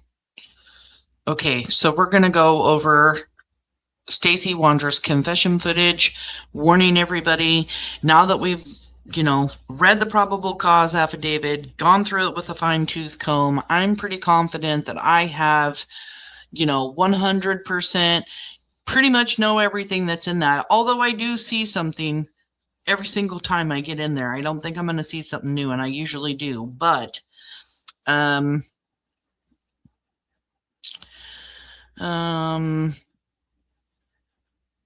just trigger warning for everybody to, be mindful. Let me see what this one is. Okay, this one's part 1. Okay, I did. Oh, goodness. Let me just do this. And we're going to go here. Yep. I'm going to go to the 46-second mark. You know how Stacey was claiming in that letter that he wasn't read his Miranda rights? Yeah. He's such a bullshitter. Here we go. We're just going to play this little part. Hey, I'm the patrol guy over here. We're just got to get some formalities out of the way, so I'm going to read this to you real quick, okay? Okay. You have the right to remain silent. Anything you say can and will be used against you in the court of law. You have the right to talk to a lawyer and have him present with you while you're being questioned. If you cannot afford to hire a lawyer and want one will be appointed to represent you before any questioning. Okay. You have the right to interrupt the conversation and use these rights at any time. Okay. Do you understand these rights, as I've told you? Yes, sir. Okay, hey, detective. Do you understand these rights that I have told you? He says yes. He's told that he can get a lawyer at any time, ask for an attorney. He doesn't have to talk to them if he doesn't want to without an attorney. Stacey Wondra called law enforcement. Stacey Wondra wanted to talk to them so that he could get a deal. The probable cause said, affidavit said he wanted the same deal as Sarah, because the month prior to Stacey giving this confession, Sarah Wondra had already talked to the police and they had already offered her a deal. Nobody wants to budge on these deals, though. We want to know where Michael is.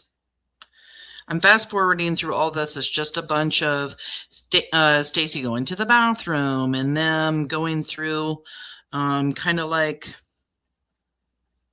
just a few, I don't know, they're just walking around talking and everything else. I wanted to get straight to the part where Stacey starts talking with Juanita Kelleher. I can't receive video calls right now. Are you on? Are you? Is the number that just got dialed? Is that an iPhone?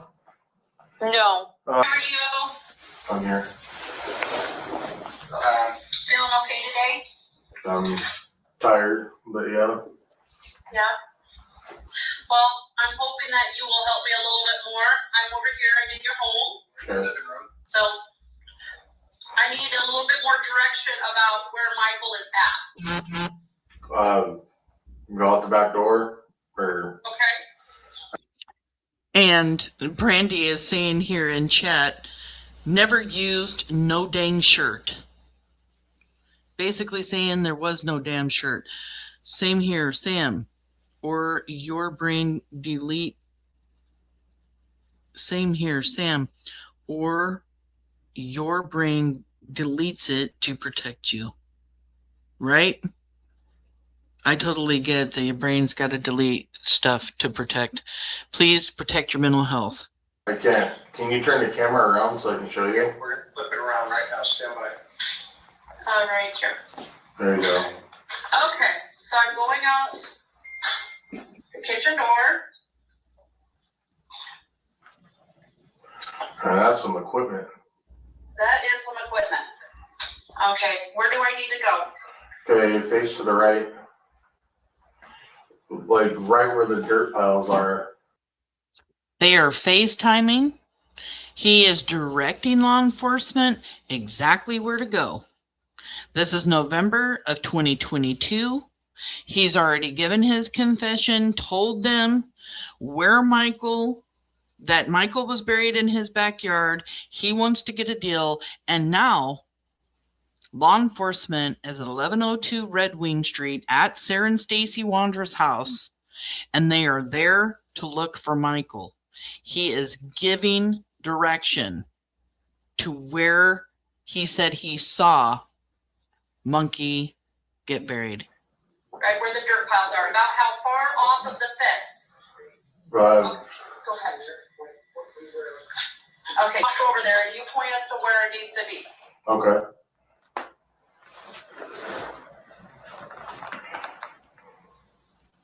Now keep going out a little further. Keep going out a little further. You're going to have to climb that mound. It's like right under that mound area. It's right under the mound. About where at compared to the trees? A little like right to the right of the trees area. To the right of the trees? Yeah. Okay. A little bit. Where the Okay, where at now? Now he's off the dirt mound. It's like underneath the dirt mound area. And about where he's standing? Yeah, a little bit less, like closer to the house. Come closer to the house? Yeah. And what is he wrapped in? It should be a garbage bag. Okay, what color is the garbage bag? It would either be white or black. We only had two colors.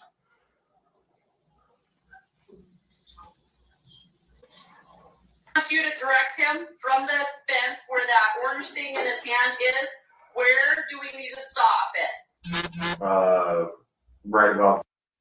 Chuck's granddaughter, I totally believe you. He always looks so relaxed and not stressed or empathetic at all. There are parts in this video footage that we're going to be going over where he actually laughs like a crazy man. How do you laugh when you're sitting there talking about a child being buried in a backyard? And then Kelly Dime says, I love how he tells Sarah he won't testify against her, but the first chance he gets, he throws her ass under the bus and takes zero accountability. That entire probable cause affidavit, he doesn't account for doing anything himself. Nothing.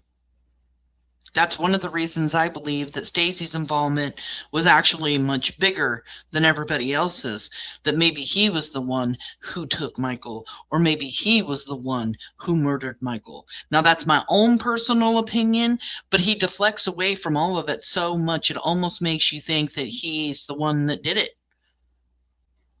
There. Right about there. Okay. All right. We will try there. Okay. Do you have any other suggestions for us, Stacey? I mean, like I said, that's where he was buried. Okay. That's the last place I had known. Again, haven't been home for quite a while, and a lot of shit. You know what I mean? So the only other place I would say, if he's not in that backyard, is go to Cuna, to Brandon's house, and check in the backyard by the tree area. Okay, well, we're gonna finish here first, and then we'll cross that bridge when we get there. Okay. So does he need to go right or left, or anywhere else? That general area, that bucket's enough to dig, but you're gonna want to start digging underneath the dirt piles. Okay, how far down is Michael? I don't know how far she actually dug, to be honest with you. Give me an estimate. I mean, maybe 4 or 5 feet. 4 or 5 feet? 4 or 5 feet, that's probably taller than me. Like I said, you asked for an estimate. I'm giving you what I mean. It's probably shorter than that. I don't have an exact idea. Okay, when she dug the hole, was she standing in the hole? She's standing outside of it. Okay, and was she using a regular shovel? I think it was a bullnose, or what do you call them, pointed ones. Okay, and did the shovel, was she able to stand on the outside of the ground and the shovel able to reach the bottom of the hole? Yes. Okay, about how far down was the shovel in the hole? I don't know, let's say like 3 feet down, 2 feet down. I don't have like I said, I don't have an exact, measurement to give you. I didn't pay attention that far. That's okay. Okay, we will try where you suggested, and I will call you back. Okay, Stacey? All right, thank you. All right. Thank you. Yep. Bye. I do, Brandy, remember that doorbell camera footage. I was actually just on Sarah Wandra's Facebook looking through, and that video is still in there somewhere. It's like a link to that video. And you're saying it wasn't the day of Michael's abduction, but it shows their sizes at the time.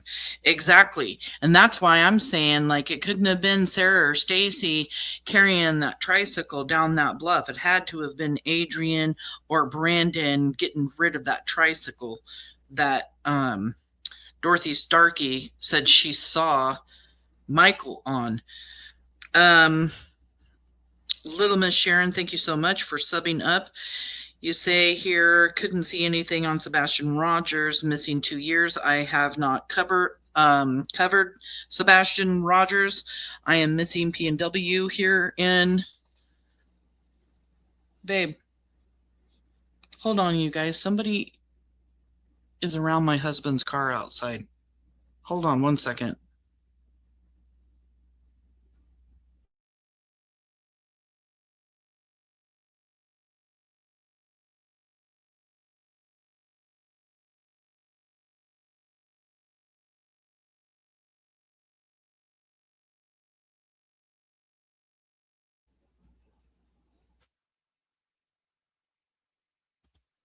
Okay. Sorry, you guys. Somebody was walking around my husband's car and stuff.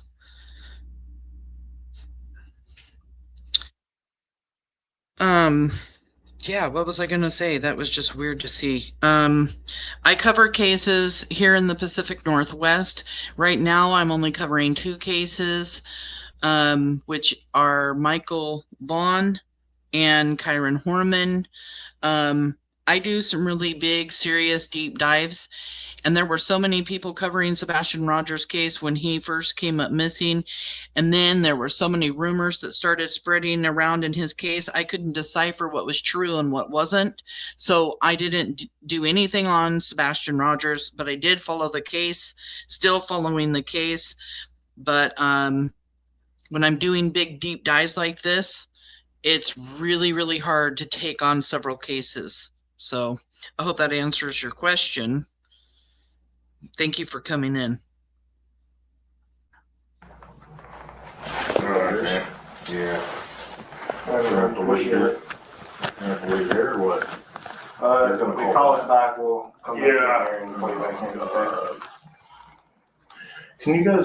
Can you try to advocate and see if you can get a hold of, was one of the LT or or not LT because he's hunting, but the sergeant, and see if you're taking me away from the only thing that helps me with is being able to talk to my mom.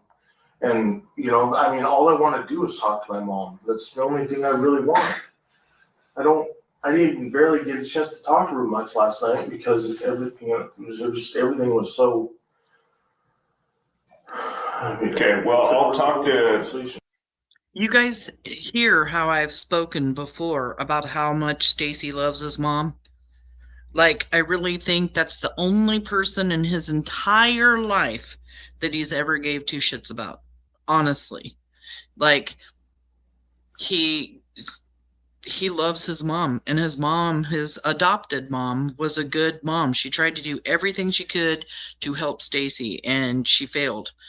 And I know she feels like crap. She told him, if you know anything and you don't say anything, I will completely stop talking to you. I'll talk to who I can and see if you're allowed to make calls, and we'll go from there. I don't, like I said, man, I'm on the patrol side of it, so I don't really know what happens back here too much. So, but I'll give you my word that I'll go talk to him right now and see.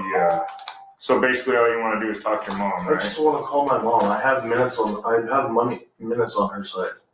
Okay. So calling her, I don't have to worry about them resetting a phone number for minutes. Okay, so we're going to stop on this one, and we're just going to head on over to the other one, because there was two. One was small. How do you think Brandy feels wanting to talk to her son? This whole part just pisses me off to watch. It's true. Thank you for coming in, Hot Mess. Let me get to sharing my screen again. Sammy never gives up once she starts a case. My grandpa always told me that about Sammy. Oh, thank you so much. Your grandpa was just so lovely. I loved seeing him come in and everything. I was so upset to find out that he had passed, and I'm so sorry, honey. Did anybody hear that officer mistreating him or, right? Brandy says, did anybody hear that officer mistreating him, or where is he being showed compassion? Stacey Wondra is talking to them. He is perfectly fine. He isn't distraught. Nobody's trying to get anything out of him. They're being nice to him. He's even saying, I'm going to go find out if you can talk to your mom. Like, they're doing everything they can. They have to. They're investigators. They have to be kind to Stacey. They don't want him upset, because once he gets upset, if they start bullying him and everything else, he's just going to close down. The nicer they are to him, like letting him call his mom, or how Chris Madonna treats him when he's talking with Stacey, making him feel so comfortable, treating him like a person, almost befriending this person, gets those suspects to talk. And that's what you have to do. You have to 100% be good to the person you're trying to get information out of. And there is nobody treating him bad. Stacey cannot tell the truth about anything, period. He has gone away with everything, including the kitchen sink, in my opinion. he is not getting away with anything. He has been charged, and he is going to spend the rest of his life in prison. In my opinion, he definitely is not getting away with this. So in this one, oh wow, everything's almost up, isn't it?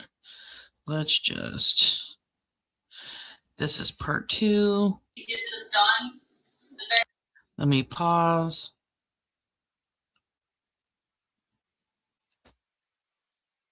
So this is the second video. You can find this at Monkey's Army. It is kind of hard because they barely have any videos up over there, but that's where you can watch these if you need to take a break, you can't listen to this, it's triggering for you. You can always come back here and watch it, or you can go to Monkey's Army. I just always type in Stacey Wondra, Monkey's Army, and then you have to scroll a little bit, but it will eventually pop up. And it just says suspect Stacey Wondra. I believe it may even say confessions or something. But here we go on this one. It is 49 minutes long. Just going through this to do a little recap, to revisit this information, because we've gone over the probable cause affidavit, and Stacey Wondra is about to have his court hearing, his preliminary hearing that's going to determine whether or not the judge sees fit that they move on to trial. And when I look at this footage, I kick back and I'm like, there's no way in hell, after saying everything that he says, doing everything that they have done, selling furniture, changing SIM cards, selling phones, getting rid of cars, repo car or truck that they cleaned out thoroughly, wanting to move away out of the state, even looking into, you know, how they could, you know, possibly get food stamps or something out of state, packing up their stuff. And then you have all of the statements in Sarah's probable cause affidavit that take it even to a further extreme, because then you have her own knowledge and admission, which I'm sure they'll also be able to use against Stacey in court. Why does he think he's going to get away with this? And then you take everything he said here and you look at everything he told everybody on YouTube, including Brandy herself, when she spoke to him, interviewed him, and there's so many contradictions and so many lies. And then you have law enforcement saying that they have evidence on top of that. So much evidence that his attorneys had to ask for more time to go through the 7,000 pages of discovery.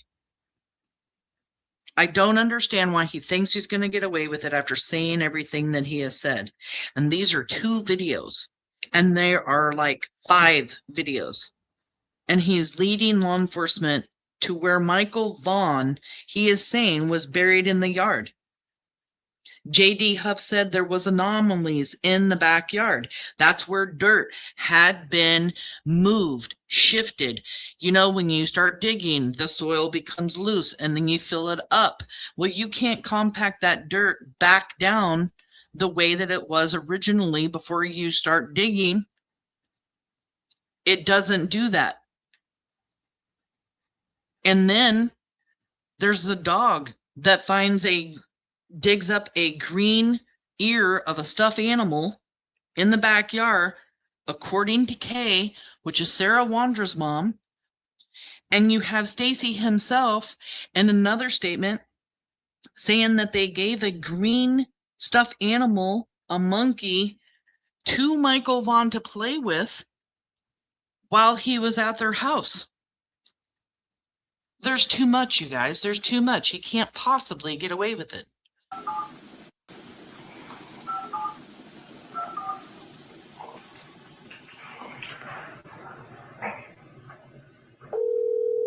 Sarah, let me show you. Where's Sarah at? She's in custody. You guys arrested her? I guess they did, yeah. Where did they take her? Hey, I guess. Hang on, I'm trying to turn my camera around. This is Chris Medina's voice from the Cold Case Foundation. He is the one speaking to Stacey Wondra. He just found out that Sarah's been arrested, and this is when she was arrested when they came to the house in November of 2022 with a search warrant and arrested Sarah for having knowledge of Michael being buried in the backyard.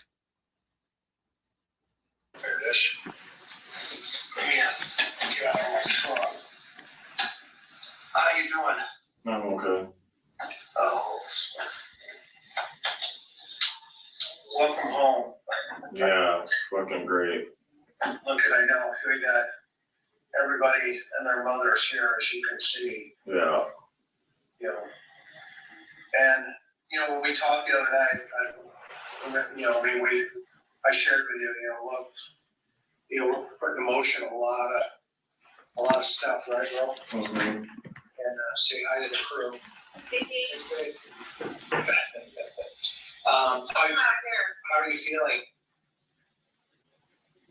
Irritated. Yeah, like, help us understand where you're at. No, I'm just like. Fortunately, there's no way Chris Medina could come in and be a journalist and coverage Michael's case in court and then let us know, because he's part of the investigation. And I only know that because when Chris Medina was up on Josh the Lab and he was there visiting, they were going over cases of other people. People were asking questions. At one point, I wanted to know what Chris Medina and Dr. Gary thought about Stacey's mind. What, like what kind of, evil he was. And they couldn't answer me because they're part of the case. So I don't think that Chris Medina would actually be able to go in and, give us any information on it. But I'm sure he'll talk about it, once trial's over and everything. I'm just tired of being cooped up. I'm tired of being stuck in a little fucking cell and not getting any time out. Yeah, we get it. Trust me. And so I'm going to turn the camera around, and all three of us are here. And let's go into your house first of all, okay? Just for a second. Get an idea. So Carson was out last night. We got here last night. Okay. And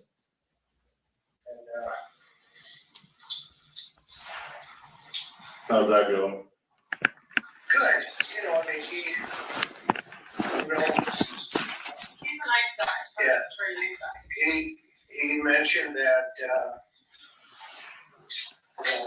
he doesn't know really what's going on from his position, right? Yeah. Which is okay.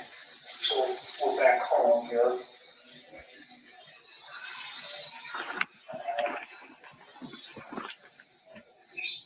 You can see what everybody's been up to. Is this your room here? Yeah. Okay. You want to see anything in particular while we're here? What beds are in the house? This one right here. This looks like some master. Looks like a comfortable bed. Is this one yours? Yeah, it's the queen. That's a nice bed. And I'll go in the other room.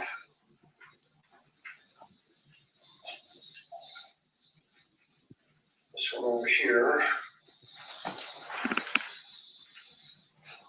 That looks like a little water bed. I don't know what is that. No, that's a queen bed as well. What's in the next room over there? This one's empty. Nothing. Okay. Yeah. Was there a bed in there? There was supposed to be a California king bed in the master bedroom. in our bedroom, but I don't know what happened to it. Okay. Yeah. Which one did Adrian stay in?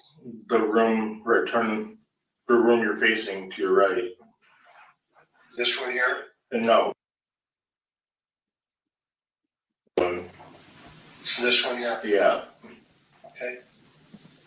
Is that his or is that yours? Go up closer. What is that? I can't see it. Nightstand. It's a nightstand, something. The table Sarah's, I don't know what that green thing is. Is there a blue cord connected to the back of it? Yeah. That's probably the Wi-Fi box then. Okay. So you're going. So they're just walking through the house. Chris Madonna's letting him like look at things, just befriending Stacey, trying to get him to talk. Stacey wants to look around the house, so they're looking through the house. What's in the closet? Nothing? Nothing. It looks empty, bro. Yeah, that's all. That's Sarah's stuff. Okay. So, going out here, as you can see, everybody's still in the backyard. Let me go back here to the laundry room. Anything in here? No, what's the garage look like? Empty? Yeah.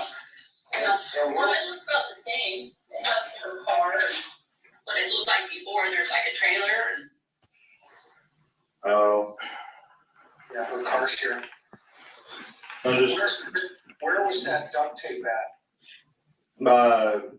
Turn the camera to the left of her car. Over here? Yeah, there was a bookshelf. Yeah, that's the duct tape roll, I think. Or is that Scotch tape? It's Scotch tape. Yeah, no, that's not the right one. No, it wouldn't be on the table. There was a little stand. Okay. Let me look around for it. It was a tall bookshelf. It was a tall one. Okay. No, she must have gotten rid of it. Okay. What's on the side of her car? This is her car. Yeah, what's on the side of it? It says we accept Venmo and PayPal. Yeah, what's on the other side, like the front? What does that say? It says love, hope, faith, taxi ride for today. Hey Stacey, where was the tricycle at? On top, well, turn the camera around. It was sitting on the boxes right up there. Okay. They rearranged all the boxes, so it was literally closer to the trailer on the right side. No. That side of the trailer, but yeah, your left, my right. But it was sitting, they did a lot of rearranging in the garage.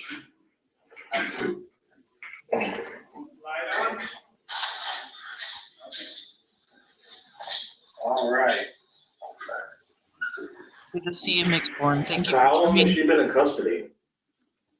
I'm not sure. Is that why she wasn't answering the last couple nights? No, I think last night was, Her last night? yeah, they held her. But, so question. Yeah. On out front or out back here. Yeah. Trying to direct these guys, as you can see, there's a lot going on. Yeah. They've had 3 cadaver dogs have all alerted to the backyard, but they're trying to narrow down the scent. And so any help you have. So to be 1000% with you, where I've directed you is the last place that I knew. That's literally the place that he was buried. Where that dumpster is, or where that bucket is right there is, that's in the area. That's exactly where he was buried. Stacey directing law enforcement to exactly where he says he saw Michael buried. in his backyard. He called law enforcement. He wanted to talk to them. He wanted to deal. This is all about Stacey. Stacey wanting to get off. Stacey wanting that deal, not wanting to have to spend the rest of his life in prison. But honestly, out of all of them, him and Sarah are comfortable sitting around in prison. I'm sure he hates being in Fayette County right now. For real. He is not liking that at all. But he's making these deals for himself. He isn't taking accountability for what he has helped do. He's just giving up knowledge. He only knows things. He never planned anything. Remember, he told Brandy, I had nothing to do with Adrian and Sarah setting up some kind of app. That was Sarah and Adrian. Yeah, Sarah's the queen bee, but you know, when it comes to making money, Brandon, Stacey, Adrian, Sarah, they're all going to be into it. Okay? Stacey Wondra is the one going to the splash pad and checking the door handle. Stacey Wondra is the one parked for hours at a skate park where kids play. Stacey Wondra is the one who has lied and lied and lied, contradicted himself, and tried so very hard to make himself look like this innocent bystander, this victim, that he absolutely positively is not. He is not the victim. Michael's the victim. The Vaughan family is the victim. Area where I told you. I wasn't out there when she was burying him, correct? Completely. Okay. I just had noticed the general vicinity, which is where that bucket, that loader is. That's So we came out to this, fence. see that mark on your fence? Yeah. We came out to that point and we went down, how far did you guys go down? About 3 foot. Pretty good.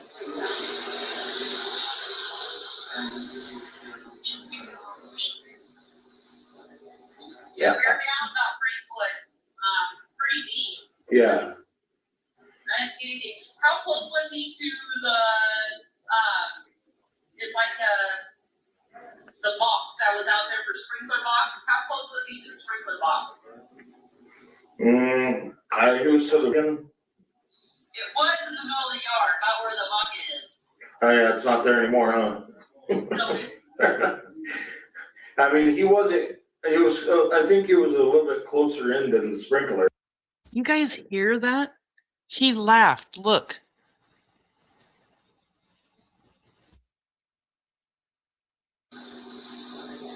Yeah. We're down about 3 foot. Pretty deep. Yeah. I didn't see anything. How close was he to the it's like the box that was out there for sprinkler box? How close was he to the sprinkler box? He was to the It was in the middle of the yard, about where the bucket is. Oh yeah, it's not there anymore, huh? I mean, It's not there anymore, is it? Laughing? While giving direction to law enforcement about where Michael Vaughan is buried in the backyard, Juanita's asking about the bucket, asking about the sprinkler. How close was it to, the bucket? How close was it to the sprinkler? He decides he wants to laugh.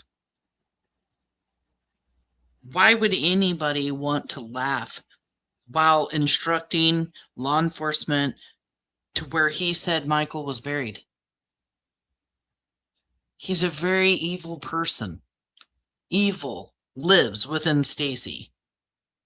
It just totally creeped me out when I heard him laugh for the very first time when I first saw this video, when I had to keep pausing because I couldn't keep watching it. I don't know how the Vaughan family ever got through this, but seeing him laugh, it's the evilest thing I think I've ever heard. It's like the box that was out there for sprinkler box. How close was he to the sprinkler box? He was to the. It was in the middle of the yard, about where the bucket is. Oh yeah, it's not there anymore, huh? I mean, he wasn't. He was. I think he was a little bit closer in than the sprinkler. Where was it at? Right there. Yeah, you can see it out there. Yeah. No, so it would have been a little closer in. Not like right on the edge of the fence, but. Okay. I'm giving you the best I can, guys. Like lots. Sarah hasn't exactly been complete, with obviously being honest with you guys, and I'm trying to give you what I can. Could it have been over in the court, Stacey? Over next to Starkey's fence? It might be. You could check there. All I know is that the place where I saw her start the shoveling was where I pointed you. But tear up the whole yard. I'm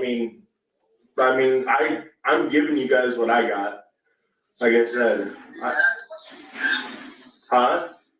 We don't want to do that unless we have to. I know, and I don't want you to have to, unless you have to either. But I can only. Over there in the corner by the fence, huh? It may be. It could be. All I know is that from the directions that the directions where I gave you, that's where she was starting to dig. So, and Oakley always dug around that same spot, if you noticed, and I think Oakley was onto something. Like, I don't know, Oakley's a pretty smart dog, being a hound, but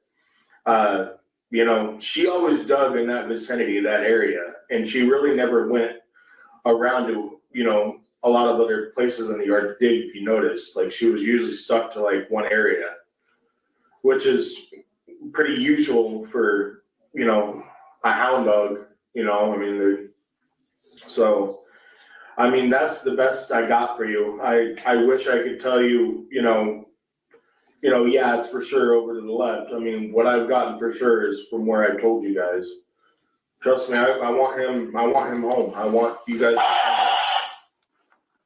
I want him to be found. Yeah, because I've already told Brandy.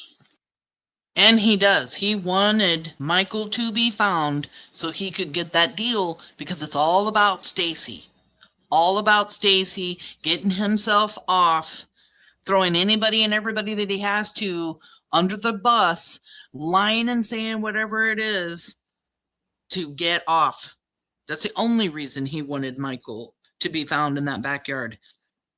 And they didn't find him back there. They never found Michael in that backyard. But they believe that Michael was moved from the Wandra's backyard to an unknown location.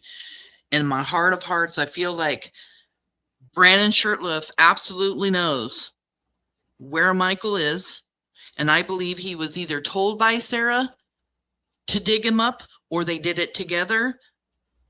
But Brandon knows. Brandon knows. With the state of mind that Sarah was in, I don't know if she could do that by herself. I think she would help if she had to. Hell, who knows? Maybe she was just trying to trick us all, acting so friggin' crazy, and she went and done it herself. But I honestly believe Sarah and Brandon know where Michael is. Know where Michael is. And Juanita just said that she already talked to Brandy. And, that we were over here and what we were doing. Mm-hmm.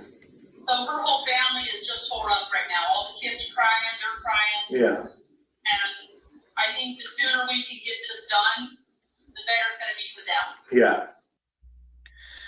Juanita talks to Brandy. Brandy's crying. Everybody's crying in the house. Brandy had some really bad PTSD, dealing with the noises of like excavators and stuff, helicopters flying overhead. There's only one way in and out of this divided subdivision. And those excavators, the digging machines that dug 3 to 4 feet down, 3 to 4 feet down. Like, there's no way they took a shovel and dug that deep. So they went even further down, in my opinion, and took all that dirt, took it to scientists and to a lab that went through all that dirt to find evidence. And they're hearing those trucks go up and down Southwest 8th Street all day, every day for almost 2 weeks. The sound of the excavators, beep, beep, beep. Brandy even being told not to come over, having to just sit over at her house, knowing they're looking for, her and Tyler, Michael's brother, Michael's sisters, are sitting in the house while excavators are digging up a yard looking for Michael. How devastating.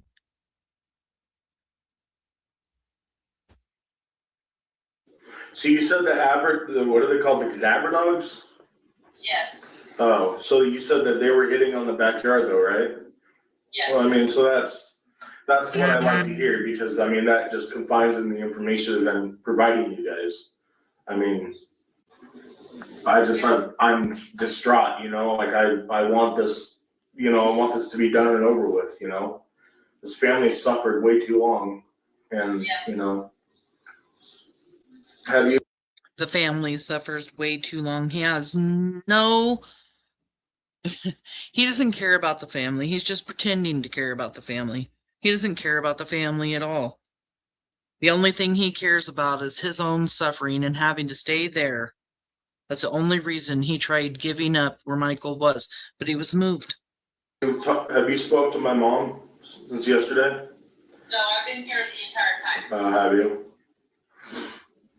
Okay. Well, last night I was just going through a lot of mental stuff, and I told my mom that what I told you guys was a fable, but it wasn't. I was going mentally insane, reversing things in my head, worried about that I told you guys something wrong. But just if you guys talk to her, let her know that, everything I've given you, I mean, the dogs are pointing to it and everything else, so I mean, I've got you guys in the right direction. Yeah. And Sarah's made comments too, however hers were that. Brandy even says here, how in the hell do you laugh while you are telling where a baby is buried? You sick, twisted mother effer. It is. It's monstrous. Good word. He's like no other. The laughing thing is crazy. He was laughing and baby talking to his cats. It is so evil and disgusting. OG Nanny says so evil. Almost forgot how much of a demon this evil blankety blink actually is. Yes, Miss Sporn. This is one of the reasons why I wanted to go back through a few things. Stacey thinks he's going to get away with it. You guys are watching this. You really think that Stacey's going to get away with it? Do you really think after all of this, he's going to get away with it? I would love to see Dr. Gary take this confession footage and go over it and tell us what he thinks of Stacey Wondra. I asked them, though. They couldn't talk, him or Chris Madonna, about it. You know what? Actually, I don't know. I did say it was Chris Madonna and Dr. Gary. I think it may have just been Dr. Gary, now that I think about it. His expressions in court will be even harder. Oh, that's just being in the courtroom with him. I just don't know.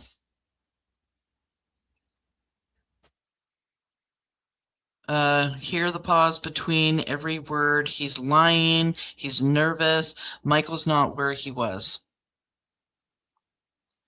Yeah, he is. He's getting super nervous that they're not finding Michael. Super nervous. Because he thought he was there, and he's kind of thinking, what the hell? You were the one that did this. Oh my God. Yeah, I had no.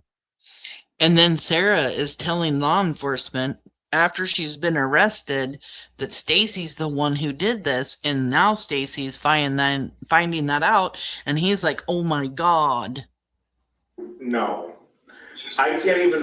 So I mean, I've got you guys in the right direction. Yeah. And Sarah's made comments. I got you guys in the right direction. He's like giving himself a pat on the back for telling law enforcement where Michael was buried.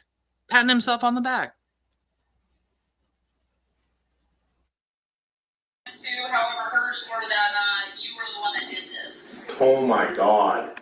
Yeah, I had no. I can't even mow the yard. Do you see me digging a hole that big? I mean, I can barely walk as it is. So I mean, there's no way I have the energy. Stuff of finding him, that kind of proves that, we can believe you more than we can believe Sarah. Right. I mean, that's all the crap she's giving you, just that he's the one that dug the hole. But she's not giving you any specifics. I can give you the specifics, but there's no way with my height or my weight. And PJ Vision, welcome in, hun. Good to see you here. I can't even mow the yard. There's no, I mean, I don't have the physical abilities. I mean, now I will after I get out of, doing what I'm doing, but, yeah, that's not something I could have done. Okay, yeah, and as long as we're able to find Michael and that goes hand in hand with what you told us, then I would be led to believe you more than I would be led to believe Sarah. Yeah. And so if there's anything that Juanita says, I would believe you more than I would believe Sarah. So I'm sure she's only saying that to Stacey because she had to, because Stacey is a habitual liar. But if she actually thought that, damn, because that's really saying something, because yeah, that's just really saying something, because Stacey's one of the biggest liars, right? ICU, welcome in. Thank you so much for coming in. Outdoorsy Live, people coming in. Thank you guys so much. you can help us out with about where to look, what they've done, if there's any specific side of the yard, anything that you may have forgot. Yeah. I'll definitely let you guys know. Like I said, all I've got for you is where I pointed you. You could check the corner of the yard. Like I said, Sarah, could have done something with it when I wasn't home. He clears his throat right before he says that Sarah, could have done something with him. I wasn't home, And he clears his throat right before he's gonna lie. Knowing that she knew that I had seen where she was. Knowing that she knows that I knew that I had seen where she was. I think it was more like knowing that she knew what I did. Baby, so maybe she just wanted to keep, try to, keep it as a confusion, I mean, she's pretty scandalous like that. So. Yes, Detective Keller said she threw you right under the bus. No. When they came through the door with the search warrant, nobody even asked her any questions. She just flat out said it. She just flat out said Stacey did it all? No, she said Stacey murdered him and buried him. Oh my God, dude, that is the most. Wow, man, that's definitely not what I did. He's probably shitting himself right now, like, oh shit, what did I do? Why did I start doing all of this? You know what I mean? Like, he is freaking out. Chris Madonna just says they came in with the warrant. Nobody even said anything. And she says Stacey did it. Stacey killed him and buried him. Yeah, he is like, oh my God, what in the hell did I just do? I didn't do any of that. And you're gonna find out as soon as you guys locate him. Like I said, I wanted no part in that. None. Is the duct tape still gonna be over his mouth? They should be. Okay. I didn't watch take them off. Okay. So you should have everything intact as it was. How long, give me an approximate time frame it took her to dig? Talking about that duct tape being on Michael so nonchalantly, like it's just an everyday conversation. Should have been on there like it was. They just make me so sick. Every single one of them make me sick to my stomach. Very. I don't know. I'd say probably between a half hour to an hour-ish. I want to say. I mean, I think Adrian was helping her if I'm right about that. I mean, Adrian's pretty. Brandon wasn't anywhere around that. But I know Adrian's, pretty decent, skinny dude, so his abilities, and he's taller, so his abilities are a little more, spread open, wide open than. Okay. So, couple of questions. Anything else you want to see in the house while we're in Not. I mean, I wanted my fishing poles were still on. Oh my gosh. Shannon just gifted 10 Missing PNW Crimes Revisited memberships. Please, if you received one of these memberships, please thank Shannon. Thank you so much, Shannon. I appreciate you so much, and everybody knows it's time to dance in our seat for the super chat.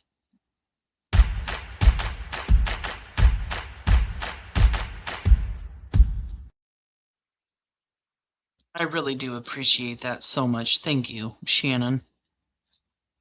So kind, always.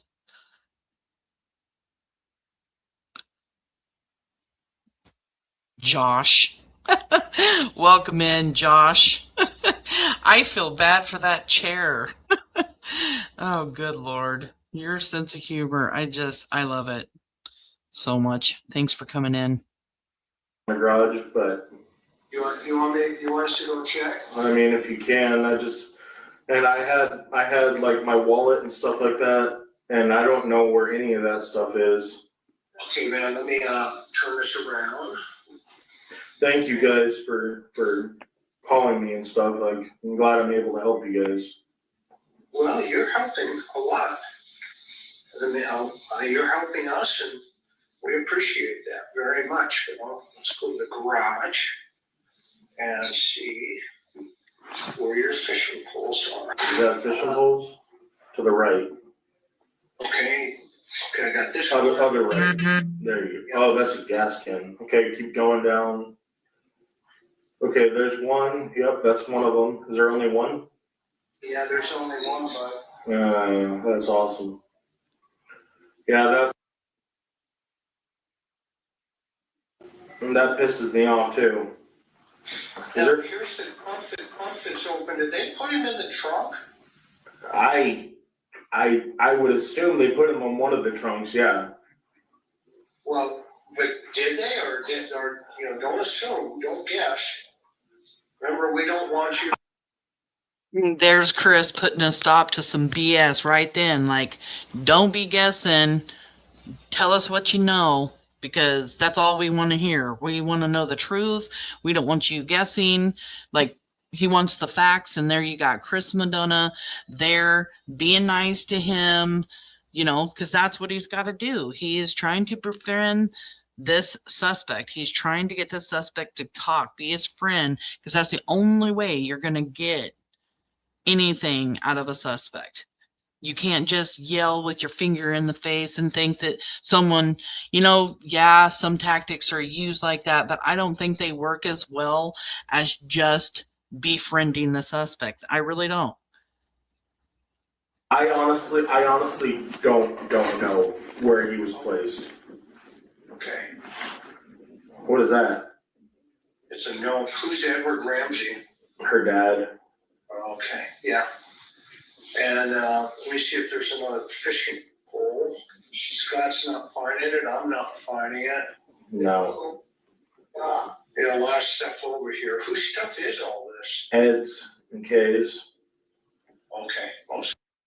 Remember when I talked to you guys when we were going over the probable cause affidavit where it talks about, like I've heard recordings of Kay herself saying that she found that tricycle that Dorothy Starkey saw Michael on, that the scent dogs, K9, Banshee, hits where this tricycle is and hits on the house. And I was explaining to you guys that Kay brought the tricycle to Sarah and Stacey's house because Kay and Ed would use their garage to store things. They were always collecting things all the time, and they used their garage to store some of the stuff that they collected. And here, Chris Madonna is asking Stacey Wondra, who's all this stuff? And he says that it's Ed's and Kay's.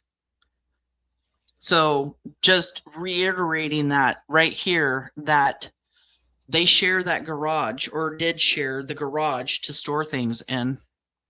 Hey, you say there's the shelf here where the duct tape was is gone? Yeah, it's no longer there.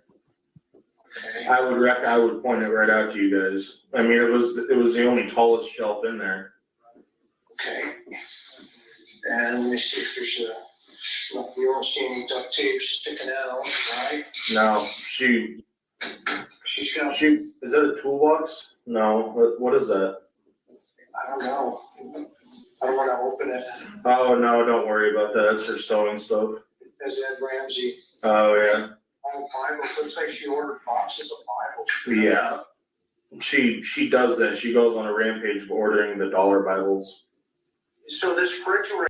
I mean, there's even Chris right there saying, I don't want to open that. And he says it's just sewing stuff. And he says it says Ramsey. Because they've got a search warrant to go in Stacey and Sarah Wondra's house and look in their house. But they don't have a search warrant to go through the Ramsey stuff. I mean, isn't that why Chris Madonna doesn't want to look in that box? I mean, that's what I get out of that. He doesn't want to look in the box because he's afraid, because it says Ramsey on it, that everything they're doing there could be thrown out the window because they're only supposed to be going through Sarah and Stacey's stuff. Did they use this at any point with Michael? Not to my knowledge. I know that it was just, they only used it for food and stuff. Yeah, it's got a lot of food in it. Yeah. The duct tape in any of these? No, I didn't even see boxes down there. What's under there? Nothing. Just some light bulbs. What's the mail on the thing right there? So this one is property statement. Looks like Faith Taxi, Sarah Wondra International Christian Assembly. This junk mail. And then this is a box for Sarah. And it's more Bibles, buddy. Oh my gosh. Yeah. Man, she really went all crazy. Dude, she's on a Bible fast here. Oh my gosh. She's gonna bring you to Jesus. Oh yeah, definitely. I'll get there on my own, thanks. Holy shit. That is some crazy stuff. Is there any mail in the house at all for me? Did you guys notice? I didn't see mail for these days. Yeah, we didn't see anything I mean, you guys that first group to get it. Or to seen it. Well, I appreciate you looking. Go in the bedroom. I could probably point it out to you. Our master bedroom. It was Yeah. We can go up to the garages that I can text.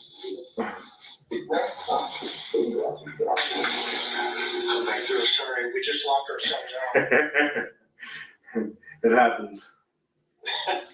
What's in the back of her car? Anything? No, it's empty. No, it's just junk. Anything here belongs. What's in the back of her car? Is it empty? Is he trying to throw Sarah under the bus right there? I mean, I know it was a while after Michael's abduction that they're there, because it's November of 2022, so it's over a year. But he's like, what's in the trunk? And he said, or it says in the probable cause affidavit, that Stacey said that Sarah, Brandon, and Adrian went back to CUNA the next day. So is he trying to get Chris to look in the trunk? Is he trying to throw Sarah under the bus? Why is he so curious about the car that went to CUNA the next day is, I guess, what I'm asking myself. Michael Vaughan. No, lift the black thing up. That black plastic thing lifts up. Is there anything under there? No. No. Just a phone. Okay. Yeah, no, that's supposed to be my hazard kit, but Okay. I don't really. The toy. Huh? Do you remember where that went? The what? The toy? Yeah. No, I don't. We'll go back inside.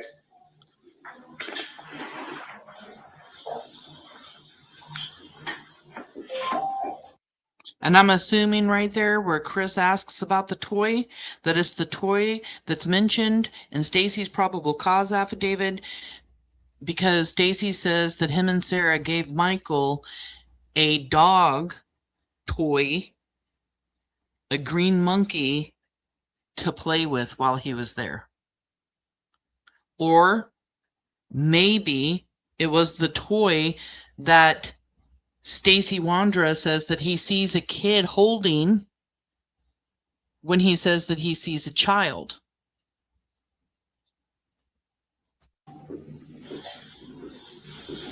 What's on the door? We had to cover the doorbells. Oh, okay. We just put a piece of paper on it. Oh, that makes sense. So if you see her journal, Yeah. is this What's that? it? That might be one of them. What's to the left of that, or to the right of that a little bit? You're right, or you're left. Down, no, well, that works too. We'll go over there in a minute. What's that thing? That's a computer laptop. Okay, well she never had that before, so I don't know. That's all new. Yeah. And she's got a little notebook thing here. Say Erica? Erica. Yeah, that's her friend in prison. I would go through some of her. Do you have her phone and stuff too? Yeah, we have her phone, but we don't have her journals. Are these her journals? Yeah. I mean, those are her notepads, her notebooks that she uses. There should be, she has a couple of them. That looks like it's brand new.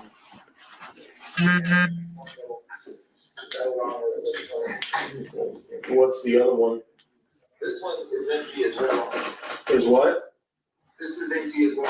Oh, is it? Okay, let's go to the table to the left of you. You're over there. What's all that? It looks like envelopes, more Bibles. Holy. Yeah, no, look at this, dude. She's got 1, 2 big boxes of Bibles. Oh my goodness. Look at all these religious books here. So this all goes along with what's also in Sarah's probable cause affidavit. There's boxes and boxes of those little tiny Bibles. There's a lot of religious books and everything. And in Sarah's probable cause and also in Stacey's, it talks about the fact that after Michael's abduction, she really goes off on this religious spree about being forgiven, or I can't remember the words right now, but basically just really going into having a lot of religious stuff in her life, believing in God, that she's been forgiven, all of that kind of stuff. End of days, she really loses it. Yeah. What's all that? Books for putting bills or something like that. Yeah, what's in the envelopes? Is it? I don't know, Scott. She would store money in them. Usually. They're empty. Oh, okay. Well, she made sure not to.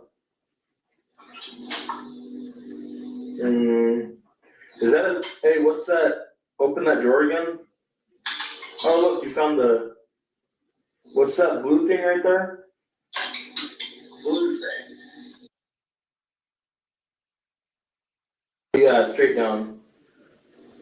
Okay. Yeah, nothing. Yeah, you found the notebook drawer. What's that stuff right there? Yeah, it looks like just some paperwork. If you guys find anything that has to do with my personal info, my personal who is that from? It's from her to you. Oh, which one is that one? I don't know. It's just this. You wrote this. Or no, she wrote. She wrote that. Yeah. Somebody did. Love Boo. Is she Boo? Yeah. Please don't leave. What? Maybe I need you to be with me. But this was a long time ago. Yeah. I don't really even remember that. But you just found another one. 4/20. April 20. Oh, is that to me or her? What's the list? Oh, that's my signature, I think. Yeah. Yeah. So those are letters I wrote to her when I was in prison. So now I figured those out. Oh, got it. But there was a drawer that had a bunch of notebooks in it. That's the next one. Okay. Well, let's see what they're. While they're going through things in the house, I just kind of wanted to speed it up here, and I will slow it back down when they start talking about other stuff besides Stacey just being nosy, wanting to know what the hell everybody's doing in the house, I guess. Brand new.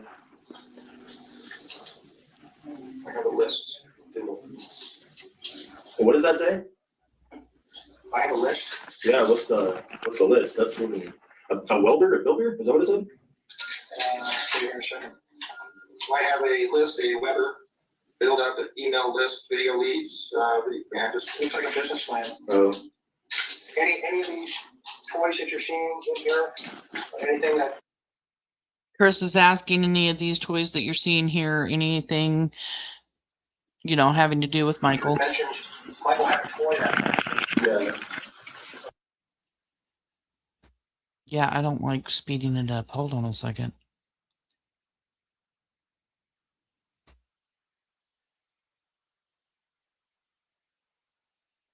I don't see it. What's all that stuff there? Miscellaneous stuff. I mean, Chris McDonough's trying to ask him questions about if these are the toys or if any of them are the toys that they gave Michael to play with or whatever. And Stacey's asking questions about other things. Notebooks, pictures, school stuff. Oh, yeah. I mean, you check all those notebooks. I mean, those. Do you guys have her purse too? Well, we're not sure yet. This is the first time we're looking at it. Her purse, I think, was in the bedroom. If you want to go to the bedroom, okay. The master bedroom.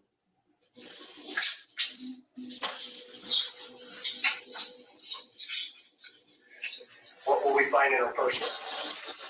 I don't know. I mean, stuff that is relative to, pertain to the case, or I'm just trying to help you guys out with anything, Yeah, no, anything that would help out Michael. That closet to your left. In here? No, behind you. Oh, this one? Yeah, what's in that? A lot of stuff. Holy fuck. Yeah, office medical supplies. Medical supplies? Let me see what medical supplies. There's nothing in it. That's fucking weird. She's never had that before. Yeah, this is all here. It's just weird stuff. Office and medical supplies, huh? Yeah, charcoal. They were in your room. This is your bed. Yeah. It's a little blurry. Again, you gotta lift the camera up a little bit. There you go. She got a Bible, headphones. Paperwork, mail. Can you look? Because she has access to. Chris Madonna is actually asking Stacey about the toy while he's in the house, because Stacey's already told them that they gave Michael a toy to play with. And, and Michael, when he wandered away from home, he did have something with him. That's why when Stacey says that he saw a child and says that they were playing with something, it's like, whoa, wait a minute. How could he even know that unless he saw Michael? Yep, that one's hers.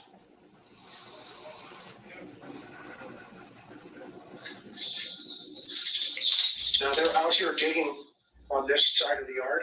Okay. See? Yep. Where they're at. Any suggestions?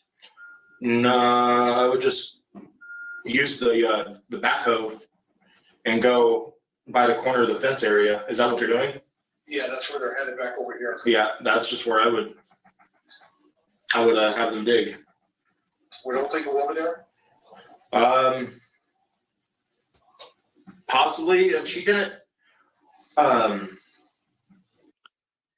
We also kind of touched bases before on the charcoal being in the closet, because there was a large amount of charcoal in the closet. And yes, Shannon, charcoal can be used if somebody in the house ODs, but also a lot of speculation here that I'm going to say. And again, I'm just speculating, but if they had brought Michael back to their house, or when they brought Michael back to the house, how long was it before they buried him in the backyard?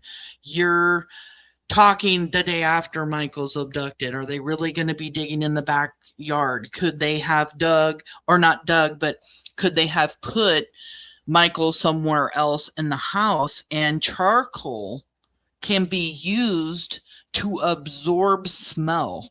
As sick as it sounds, you guys, I'm sorry.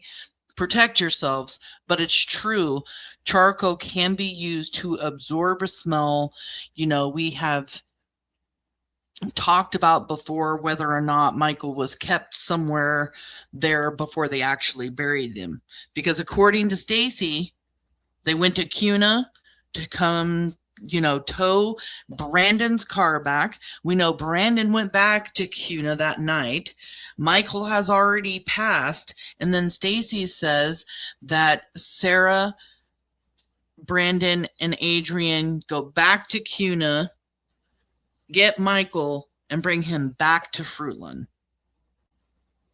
I mean, that in itself is just crazy, right? Because you have the whole neighborhood, law enforcement, helicopters, everybody in the community looking for Michael, and they're coming back into the neighborhood with Michael back to Fruitland the day after. I mean, yeah, for them to be digging, had to maybe even be in the middle of the night. They could have done it that night. I'm not saying that they didn't. I'm just purely speculating on the fact that if they didn't, there's going to be a smell, and charcoal can absorb the smell. We actually looked it all up here when we were going over this before. She didn't really go to, she only stuck usually in one spot, Yeah. So it wasn't like, Is there any doubt in your mind that Michael's back here somewhere? I mean, doubt. I can't. I mean, the last place I knew is where I directed you. You know, so I don't. I mean, there's you know, Sarah could have done. Why does he stutter so much after Chris Madonna asks him if he has any doubt that Michael could be in the yard? Could Stacey Wondra have knowledge that Michael was moved? Did he think that he was still going to get a jail or get a deal if he said that Michael was in the backyard, even if they didn't find Michael? He stutters so much here.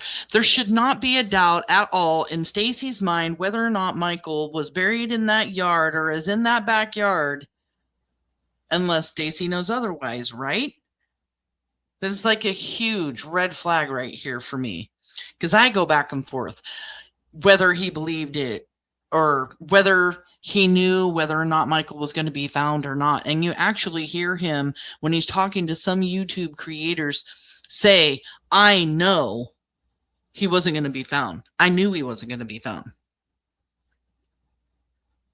Really makes you think about it. Done something, you know, to draw the what do you call it? To draw a spot, you know. Yeah. So it wasn't like. Is there any doubt in your mind that Michael's back here somewhere? I mean, doubt. I can't. I mean, the last place I knew is where I directed you. You know, so I don't. I mean, there's you know, Sarah could have done something, you know, to draw the what do you call it? Look how many times he's stuttering after that. Jesus Christ, get it together, Stacey. To draw confusion, you know, she could have moved him, but I don't know. The last place that I know that he was buried was where I pointed you guys. In her parents' back. Yeah. So that's how did you guys when you came back? Why did you come back here? What do you mean came back there? Yeah, I mean, like the next day, like you shared with us that Brandon put him in the guest room, bound up, but then the next day they moved him back here. Why? That's a great question. I couldn't tell you. Yeah, why would they the next day, knowing that there was so much law enforcement and people looking for Michael? Like I've said 1,000 times, like, thank God they were idiots. But there you have him stuttering so many times, even saying, you know, maybe Sarah tried to cause some confusion by moving him or something. Like throwing Sarah under the bus for Michael being moved once again. Gosh, I go back and forth on this topic so much. I'm so back and forth sometimes on it. I don't have an answer for that. What vehicle did they use? She left me with a Lexus, I believe, that day. So, and it would have been her vehicle. Okay. She didn't take. We didn't take the truck a whole lot of places unless we had gas money for it, because it's not that cheap to run. Okay. Well, as you can tell, they're doing a pretty extensive job back here. Yeah. You know, we're not finding that. We've gone down 3 or 4 feet, and we don't want this to reflect on you. Well, yeah, I know. I don't want it either. Like I said, that's the place that I know that he was being buried. Was at the first place I directed you. Okay, that's over here. See the orange mark on the fence? Yeah. That's where I put the pen down from earlier, buddy. Yeah. So should we go to the right of that even further? I mean, where were the? It just doesn't make sense why he's not. You know, he's not in the area that he was. You guys are digging in. No, we had. Yeah, only you hold that key out. We don't. You know, it doesn't make sense. But it doesn't mean he isn't there. It may just mean we haven't found him. Yeah. Right. Yeah. Well, But you know, it's just bothersome that the first thing Sarah comes, Stacey did it. Like, oh no. I mean, that's the first sign of somebody that. Just kind of right here. Yeah. Right next to each other. Yeah. And yeah, we heard about it and we were like, well, that didn't take long. We can show you the body cam footage of it if you'd like. No, I believe you. I mean, that's how scandalous she is, though. But I mean, that's the first thing that somebody that's guilty, that's the first thing that somebody would say, oh, he did it. You see what I'm saying? So that's my point is, you know, And then she said you buried him over Carson's yard. oh my God, dude, that is so pathetic. I can't even fucking mow a lawn. How am I going to dig a fucking hole? Fuck. I mean, that's just fucking bullshit. Hang on. Let me turn something around here for you. Okay. He's getting more and more self-defensive. The more and more the fingers start pointing back at him. He's getting pissed at Sarah. He is finding out she's talking, she's saying things. Oh my gosh, he is just getting so angry. And here you have him go from calm to getting heated up. And yeah, starts cussing and everything. Stacey is getting self-defensive, which is a huge red flag. He does not want anybody talking about him. He's trying to blame everybody else. He wanted to do this to get a deal. If police start thinking that I'm the one who did this, I'm not going to get a deal. So he's getting angry.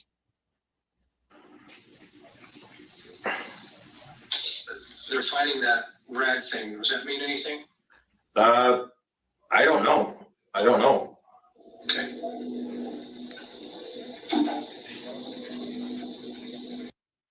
They're finding that rag thing. I'm wondering what this rag thing is. Is this, well, Kay said that the ear part she threw in the garbage. So yeah, what is this rag thing that they found in the yard? Because if the dog's digging in the yard and they're finding this green monkey, or Kay saying that they found the green ear of a stuffed animal, Stacey saying a green monkey was what they gave to Michael. So if they're burying evidence that they thought could get them in trouble also in their backyard, what is this red rag? But no, finish your thought, buddy. What is that? Is that a shirt or a rag? It looks like a rag. I had Stacey Wondra ask about a shirt. Never. I've watched this video, you guys, a lot. And he says, is that a shirt or is it a rag? Why does he ask that? Mama, what color was Michael's shirt? Was it red? I know the description. I just don't have the information in front of me. Was Michael wearing any red? Why does he say shirt? I swear when I go over things over and over and over again, I can find something new in anything.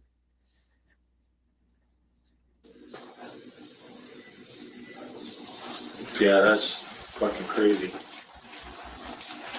See the dog, how he's reacting to it? Where's the dog?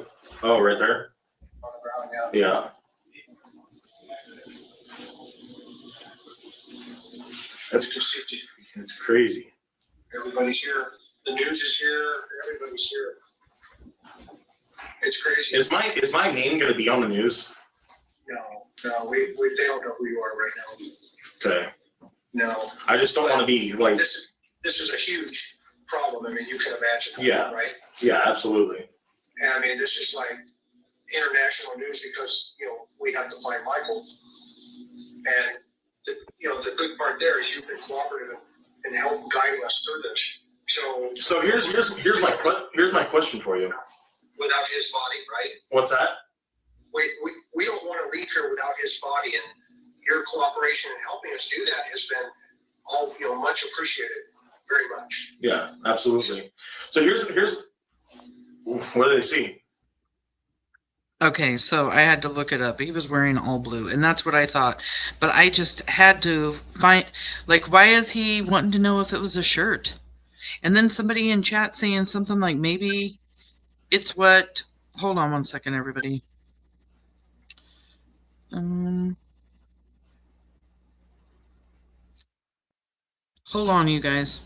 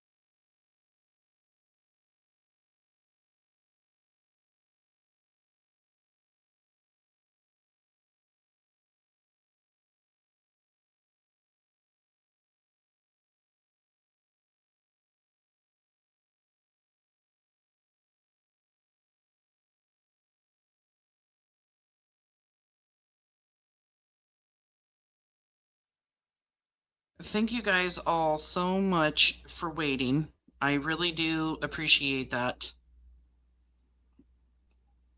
I thought it was an emergency. It was part of my husband's family getting a hold of me, and they don't ever get a hold of me, and they were just ringing me off the hook and everything, but they just want to know what the best hot pot palace is or where to get the best hot pot.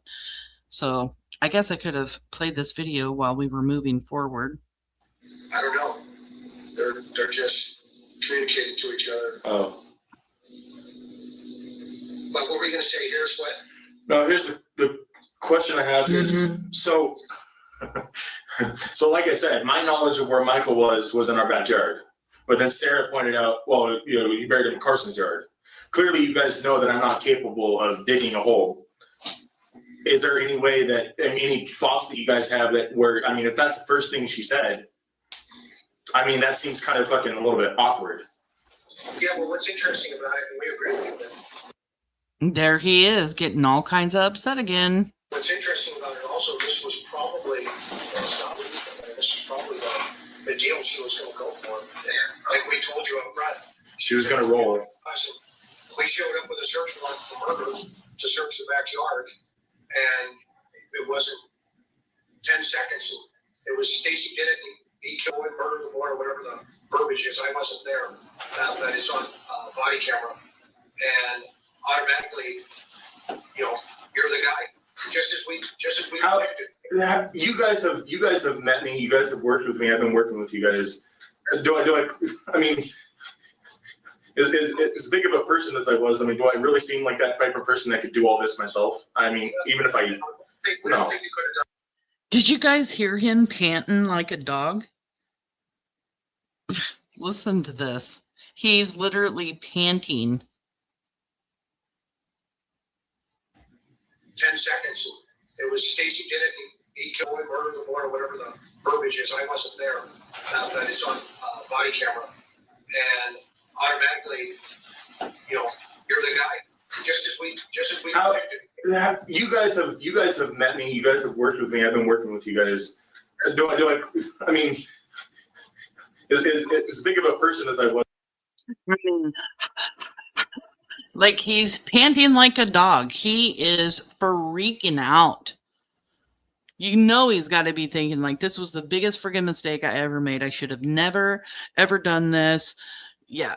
He was like, I'm working with you guys. I mean, I'm doing everything I can for you guys. He's trying to remind law enforcement, I'm doing everything I can to help find Michael. Don't come after me. I didn't do anything. Panting like a dog.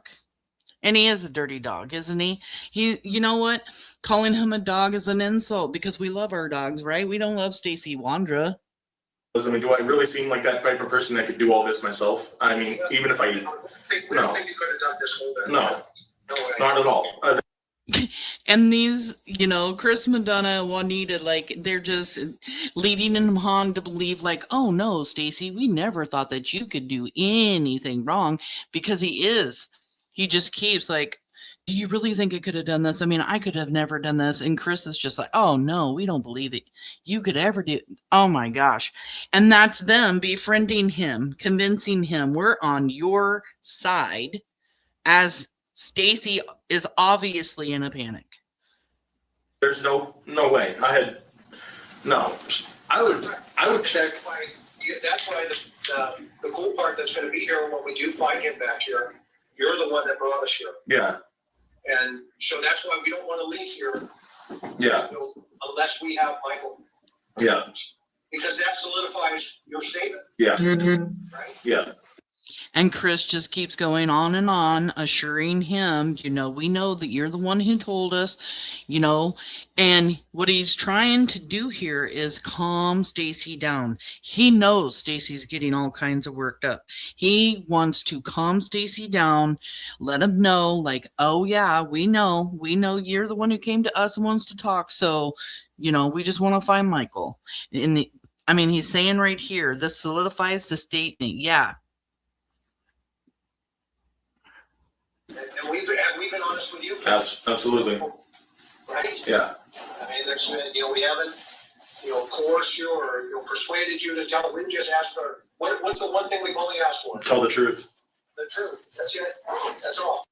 And Chris Madonna here, Stacey wasn't interrogated to the point of a false confession. Here you have Chris Madonna saying, we haven't coerced you. We haven't done anything. What is the only thing we've asked you to do? And Stacey immediately says, tell the truth.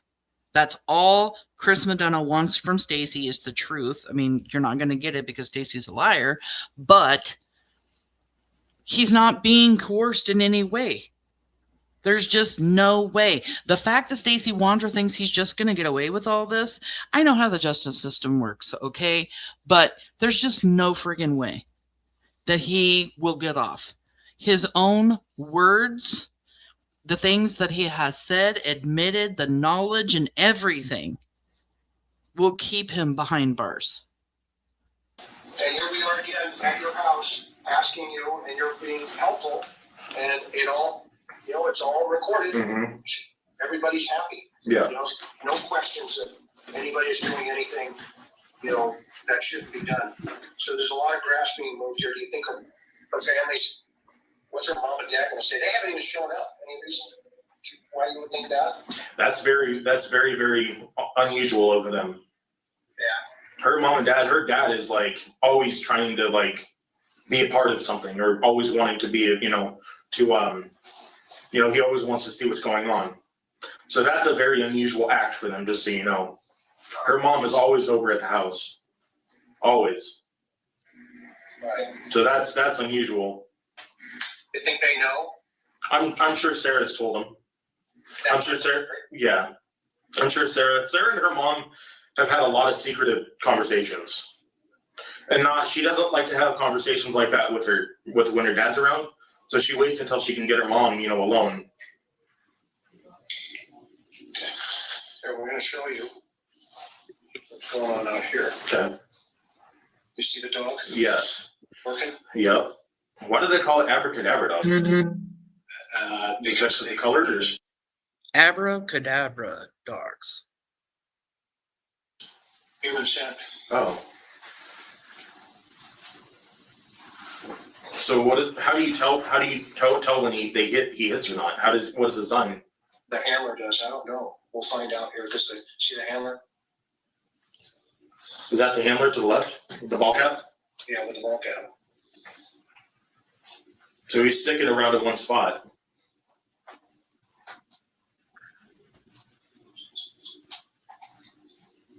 Is that where Oakley used to go? And Oakley didn't ever dig over that side of the yard. It was towards close to the house. I mean, Oakley peed and pooped around the area, but you guys dug all that up. Yeah.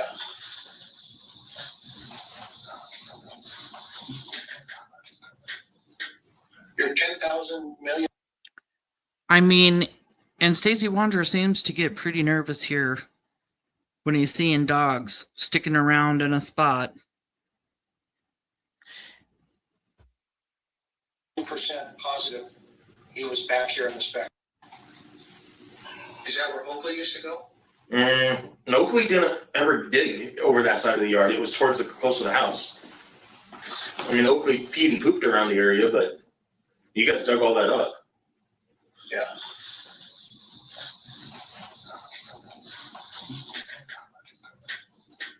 You're 10,000 million % positive he was back here in this backyard. Yes. I mean, that's where Sarah had buried him. Is there any reason why you would, because you will be asked why you would lie about that? No, there wouldn't be any reason I would ever lie about that. That, to my knowledge, that's where he was buried at. Does that sound like a false confession to anybody? Not a false confession. Chris Madonna, are you 10,000 million % sure Michael was buried in the backyard? Yes, immediately. No thought about it. This is not a false confession. And you mentioned to your mom, you said you called your mom and you lied. Did you lie to her again, Stacey? No. Did you lie to her again, Stacey? Did you lie to your mom again, Stacey? I was in tears, and I hadn't gotten any sleep, and so I literally, at the time I was with my mom, I was mind fucking myself because mentally I was fucking with my head because I was so exhausted. But I'm gonna call her back and so she can know that everything is accurate what I told you guys. Yeah, she knows. Like, I mean, you know, she knows that I'm working with you guys and doing what I can do to assist you guys in the search of Michael. So, trust me. I mean, I'm probably the only person you have right now that's helping you. So, I mean, we haven't talked to anybody. I'm probably the only person that's helping you guys. Else other than you. Yeah. I mean, we knew what Sarah was going to do. Oh yeah, she did it too. Yeah, 10 seconds. Yeah, she's going to do it even further. Right? We'll give you that heads up. Yeah, I'm sure. You know.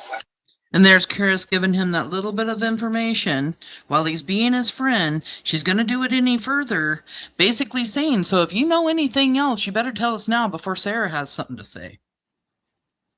And that's just how it goes. All right, so we're still searching. Okay. You're saying still go over. I would say, I mean, the area where I pointed you was, yeah, right around there was where they were digging. But again, Sarah made a comment about he was buried in Carson's yard. So if that dog is hitting human scent around that area, I mean, I would honestly, it wouldn't surprise me if Sarah was scandalous and went and reburied him. Just because she did. I don't know if she has that capacity to do. I don't know either. You know, I don't know.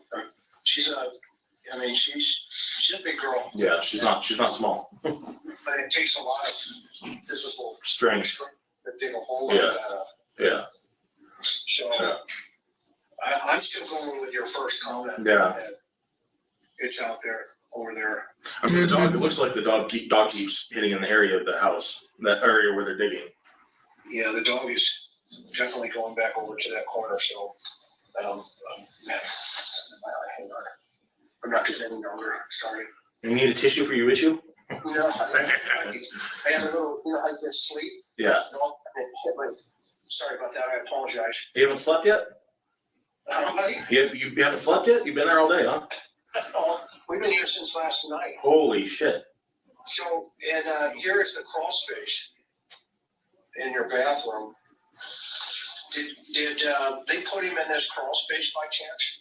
I have no idea. I know that the only reason I ever opened it was to put that Savage box in there. What is that stuff in there? Huh? The what? The stuff, the visqueen they put on the bottom of the house. Oh, yeah. I mean, what if you put the dog down there and see if there's, I mean. They did. Oh, did they? Dog didn't alert. Yeah, I don't know what to say on that. Could he be under there? I don't think so. Okay, well, I don't think so. It's different than No, I don't. No, sorry. No. Where I saw them dig was outside where I pointed you guys. Okay. Yeah. Any of this stuff. You know, here with this crawl space, again, I have speculated on it. I have talked about this. I've given some theories about this crawl space. Why did Chris Madonna ask about the crawl space? And then in the JLR interview that Brandon does with him, JLR asks Brandon to describe the Wondra's house. And he is like, you know what? It was just a normal 3-bedroom, blah, blah, blah, with a crawl space. And then he goes off on this crawl space and doesn't stop talking about it, even after JLR tries to change the subject. And then you have Chris Madonna asking him about the crawl space. And then here's Stacey again, just like earlier. Is he doing this on purpose? Like earlier, he was like, I wonder, you know, what's inside the trunk of the car? Is he trying to send a dog down into this hole down in this crawl space because he's once again trying to, you know what I mean, prove Michael whatever? I am not by all means saying that Michael was ever put there. Like I said, I am purely speculating here, but my gut has always told me that something was up with that crawl space. The way that Brandon Shurtleff talked about it, and then you have Chris Madonna from the Cold Case Foundation.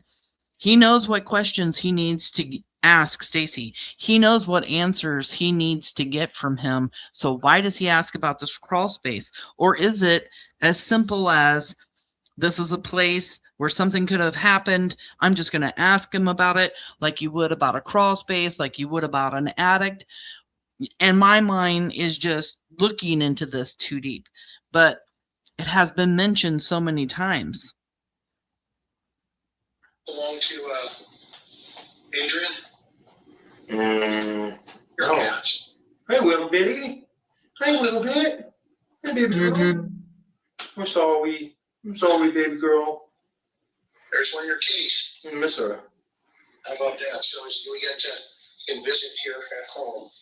Thank you. You're welcome. We appreciate your help, no doubt. All right, bud. Well, we're gonna sign off here for a minute, and can we reach back out if needed? Yeah. I mean, I don't know if they're good guys are going to be here, but Yeah, I'll be here. yeah, he said he'll be here. Yep. So we'll. So like they're gonna reach back out to him if he needs to. That's the end of that one. Wow.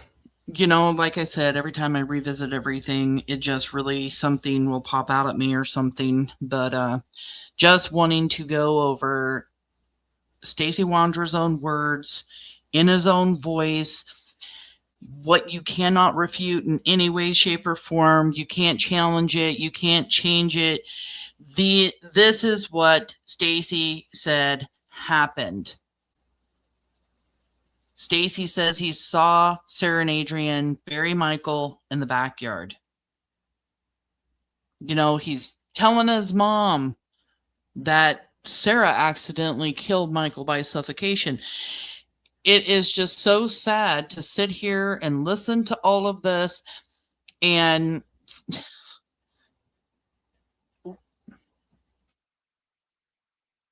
how do I word that? Just sitting here watching Stacey Wondra confess all of this stuff, and to think that he thinks that he's going to get off is just crazy to me. It is absolutely just crazy to me. All of his admission, all of his knowledge, you know, him saying that it was a false confession, and then sitting here telling Chris Medina, yeah, I told my mom it was a false confession, but I'm going to call my mom and I'm going to tell her what really happened. And then don't forget, after all of this is said and done, Stacey Wondra tries to commit suicide by hanging himself, and law enforcement saves him. Stacey Wondra was puking during his confession to the police about, you know, what happened to Michael, according to the probable cause affidavit. So Stacey Wondra is guilty. He has knowledge. He knows what happened to Michael. Is he telling the truth about everything? Probably not. But is he telling some truths? I believe that he is. I believe the fact that, you know, he says that Michael was buried in the backyard. I believe that Michael was buried in the backyard. I believe that Michael was moved.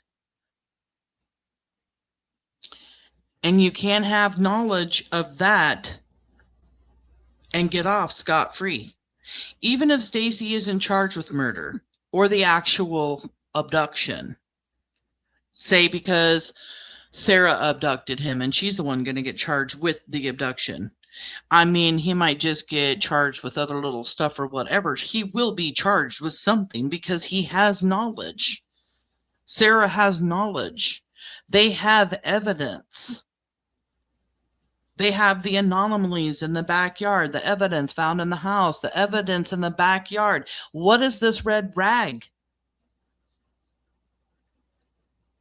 They all will go down one at a time, and we know that. Michael was abducted July 27th, 2021. The four suspects in Michael's abduction and murder are Stacey Wondra, Sarah Wondra, Adrian Lucien, and Brandon Shirtliff. Those are the facts. Michael was abducted by one of these four suspects. Stacey Wondra is charged, or will be charged. First-degree murder, second-degree kidnapping, and destruction of evidence. Sarah Wondra, the same exact thing. She will not be released from prison to the public. She is going to be rearrested and charged with first-degree murder, second-degree kidnapping, and destruction of evidence. And one by one, they will all fall. Michael's family is suffering. We have Stacey's preliminary hearing coming up. We have lots of difficult things going on right now. Please continue to pray for justice for Michael. Pray for Brandy and Tyler, Blue, Bubba, Buggy, all the papas, all the aunties, all the uncles, everybody. Say a prayer.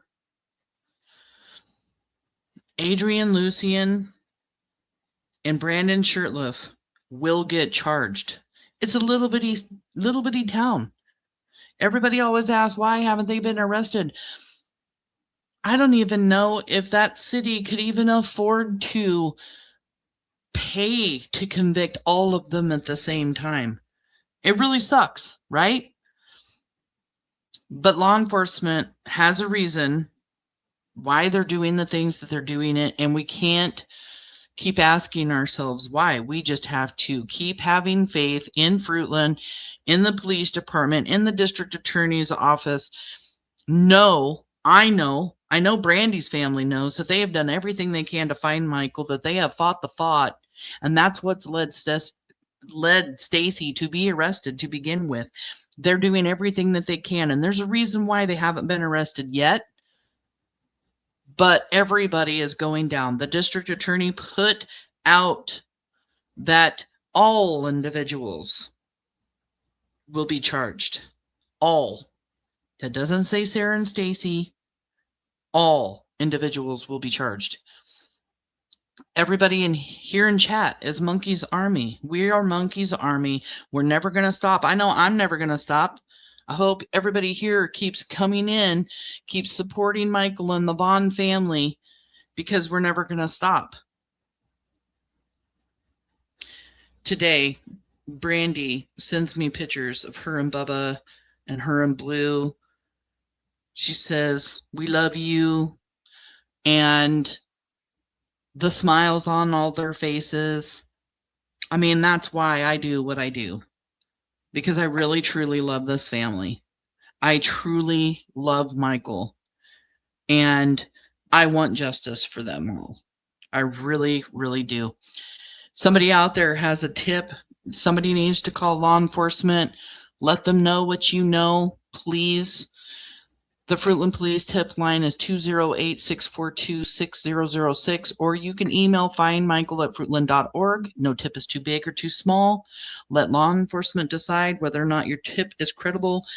If you feel bad for knowing what you know, you probably need to talk about it. If any information that you're holding in is making you feel icky, you probably should talk about it. So go talk to law enforcement, email law enforcement. These 4 suspects are monsters, okay? Sarah Wondra is driving by Michael Vaughan's house after her and Brandon. Her and Brandon are in this car. They already know what's happened to Michael. They know Michael's in Cuna in a duffel bag.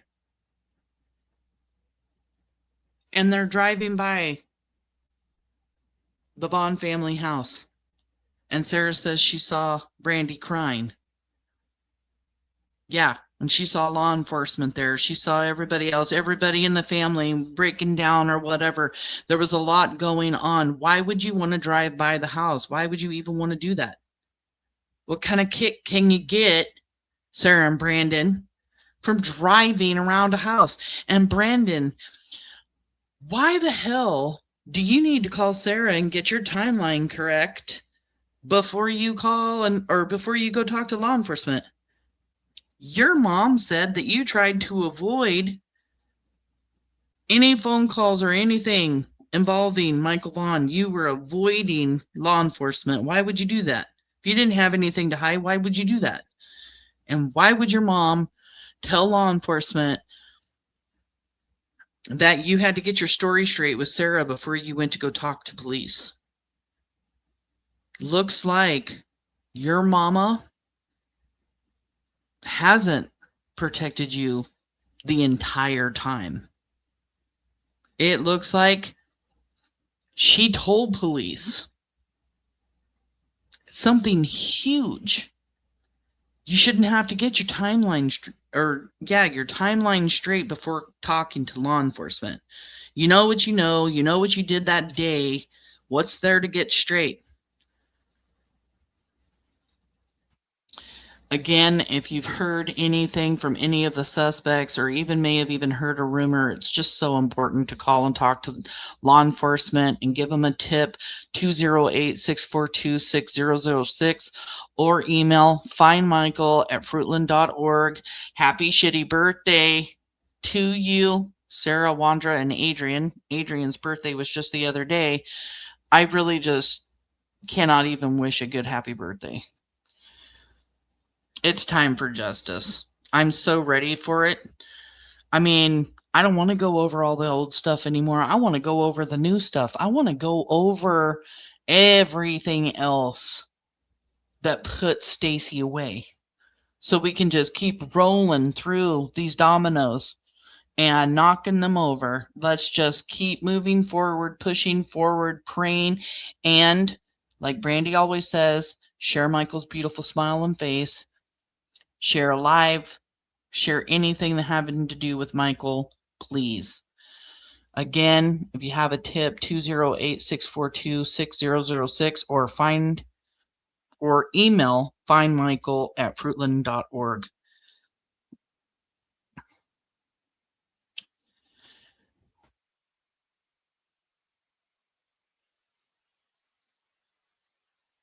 The tissy fit. Oh, goodness. I'm just looking through chat. Brandy says, I have had Monkey Spider-Man in my purse since he's been missing. I forgot to give it to him before work. His favorite toy to take places. I hold it in my hand every time I hear these monsters. Thank you for sharing that with us, hun. And I'm so sorry. I'm just so sorry. I can't even begin to imagine what you're going through. Nobody would ever want to go through what you guys have to go through, but we are here for you, and we're going to keep praying for you guys.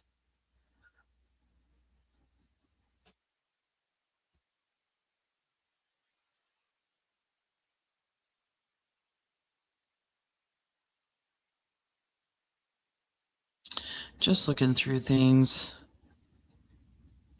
I'd let my dogs bite them. Oh, yeah.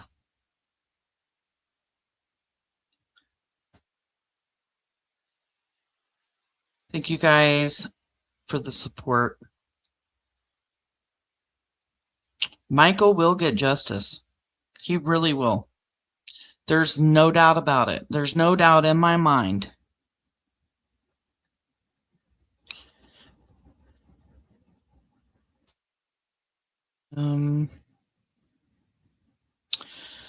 Mama says, justice is coming, Michael.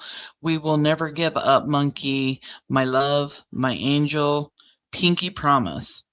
Until my last breath again, I will find you. And we'll all be right here supporting every minute of it. I know you mean your pinky promise, and I know you're never going to give up, and I'm never going to give up either. Little Kimmy in the house, thank you for being here. Melissa Hart is here. Oh, yeah. His mom knows he's a liar.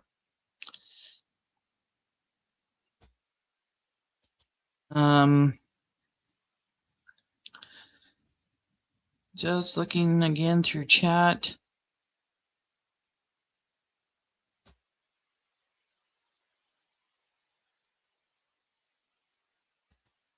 Okay. Wow, you guys really had a lot to say. I'm over there talking and can't see all this.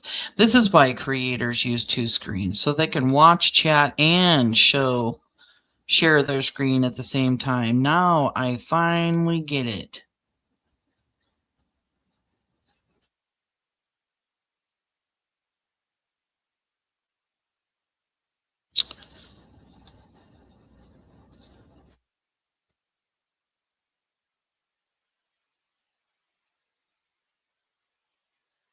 I just seen something.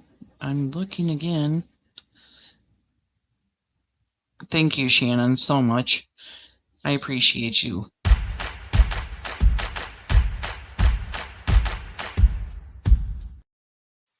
Did that make you guys jump out of your skin? Because it did me. I forgot how loud my earphones were just then.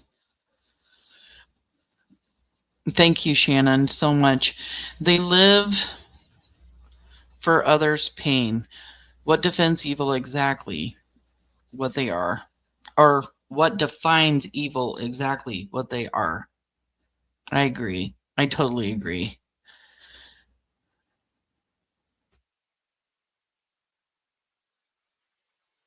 $333 here, angel number. Love it.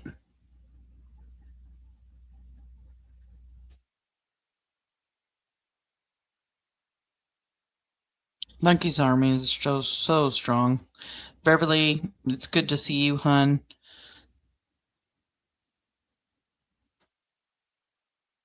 Yep, make that wish.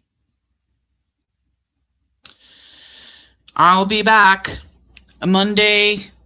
Unless I put up a live and go up early is the only way I will be able to go live on Monday, because Monkey's, I think my blood sugar is going low because all of a sudden I can't think straight. But Monday, Purple does the round table, Monkey Mondays, and yeah, it's got to be low, you guys. I'm going to have to get off of here because I clearly cannot think straight. If I put it up Monday, I will have to do it early. Can you guys put a 1 in chat if you guys can be here at like 3?